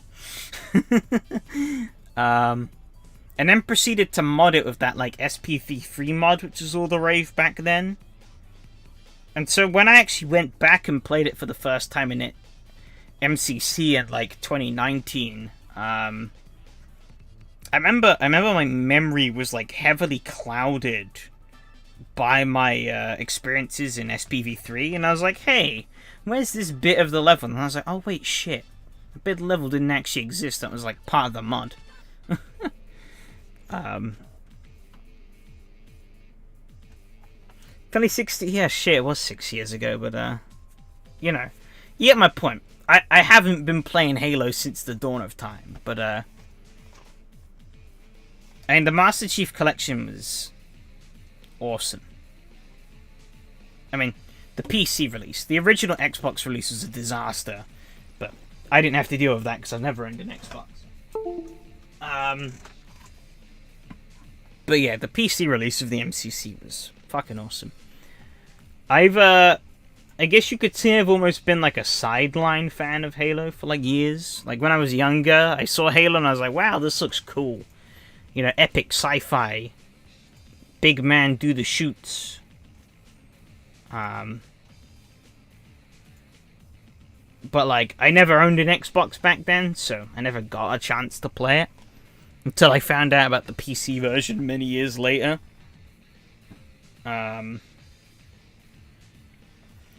And then... yeah, MCC came out on PC, and that's fucking awesome. Cool helmet.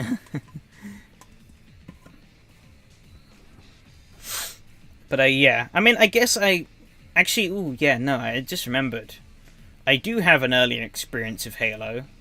Back in, like, the late 2000s, so 2009, 2010, I guess, also slightly. I actually did, I remember, actually, no, not too, no, sorry, it would have been early 2010s. So 2010, 2011, I had my first ever sort of experiences of Halo. First was playing it around a cousin's house, played some Reach multiplayer. That was a lot of fun on his Xbox. And then I remember going around a friend's house, and we spent hours fucking around on the Halo Combat Evolved PC demo. And the PC demo, the only thing it included was the Silent Cartographer. But the Silent Cartographer is such an open mission that wasn't a problem. So we were able to spend like hours just like dicking around there. With like the good old cursed. One person uses the mouse, other person uses the keyboard setup.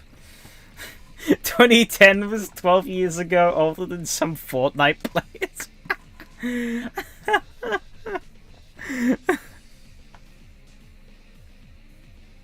I mean, I guess you're not wrong. You're not wrong. But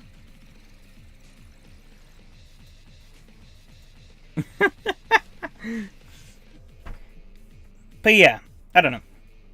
I was pretty hyped, it's safe to say, when MCC was announced that it was coming to PC. I'd get to play all of the Halos through properly, and it was something I enjoyed quite a lot doing. Because yeah, I was almost a little bit nervous going into a couple of them, because it was like, ooh, this may not live up to the expectations that I have set for them. But I think they all did. I mean, Halo 2, hands down, has the best story out of all of them. The story they made there is fucking fantastic. Only issue is that Halo 2's gameplay is probably the most janky out of the original trilogy. The balance there is like all over the shop. But it's still a fun experience.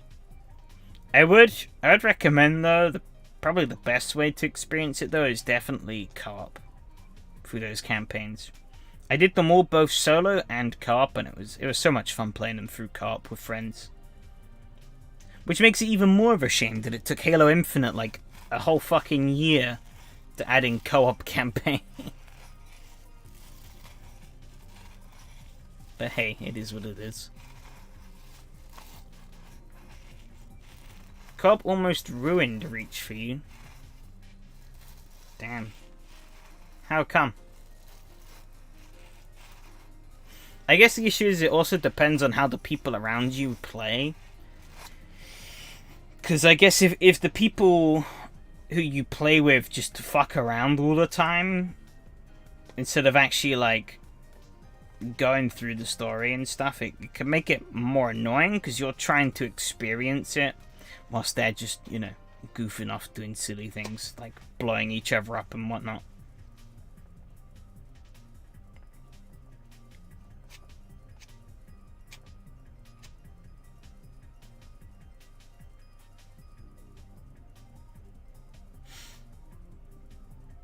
Because I mean, yeah, I played it through with a group of friends, and it was awesome. Because we're all kind of on the same page. First time playing, knew about the story having some Hungarians in it. Instead of playing it, they shot everyone and asked me to translate. Yeah, I could see why that would ruin it for you. Yeah, I guess, yeah. Co-op makes it better, but you gotta find the right people. I guess the thing is, I was sort of in there as like when I played it through like my friends. There's one friend I played it through. I played all of the games through on technically on launch. We played through Halo 1 and 2 co-op together. Then when 3 came out, 3 ODST. No, basically there was one friend I played each of the games through with first for the first time, and then we invited other friends along for the other times after they picked up the MCC, and we played it through again with them.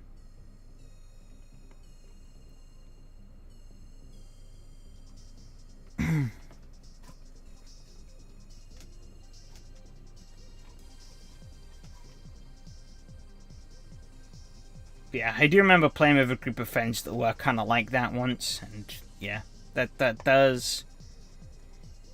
If you're just trying to take in the game and like enjoy it, especially as like your first time playing it, it's really not the way you want to be playing it.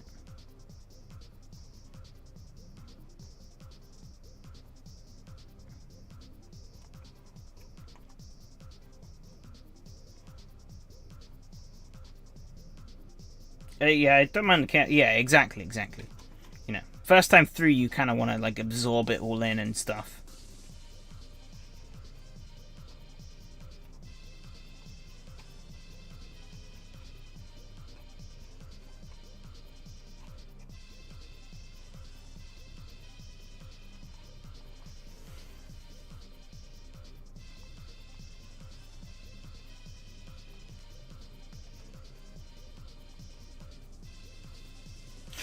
That wasn't pickup advice, just want to be clear.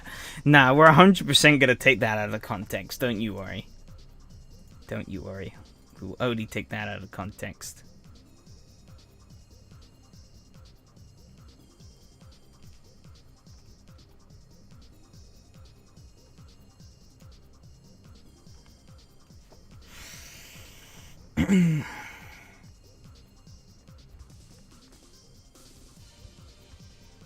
But yes, you've bloody dragged out my ramble for like 5 extra minutes. I hope you feel happy with yourself. But yeah, I want to wrap it up here. Yeah, exactly. Yeah, I wanna just take some time to sort of step back. I mean, I'm around on Discord, so if you wanna chat with me still, you know, you will likely know where to find me. So I don't need to throw that out there. But yeah, it was cool racing tonight. Awesome to see so many people show up to these races. Fucking awesome. 5 minutes is half an hour. I ain't been paying attention to the time, okay? You get me started on something I'm passionate about, I'll fucking go on for hours. It's bad sometimes. But yeah, awesome racing tonight. Well, second and third race they weren't the greatest, but is what it is. I'm considering still. I'm not the only one. But yeah, I'm open to ideas for a potential switch for the TT Cup Championship. You know, something else to do in that slot. Could literally be anything. Ideally sim racing related, but could be anything. Current ideas I have are to do race from ranked or to do the AC special events. But people have got any ideas, just send them my way on Discord or whatever. I'm down to hear them. And I think at the start of next stream, I'll see how I feel. And I'll probably run a poll as well to see if people want me to continue on in the championship or do something else from the ideas. But yeah. I will be shooting off now. Thank you all for showing up. Thank you all for racing who did race. And hopefully we'll see each other again next week. That's it for now. Goodbye.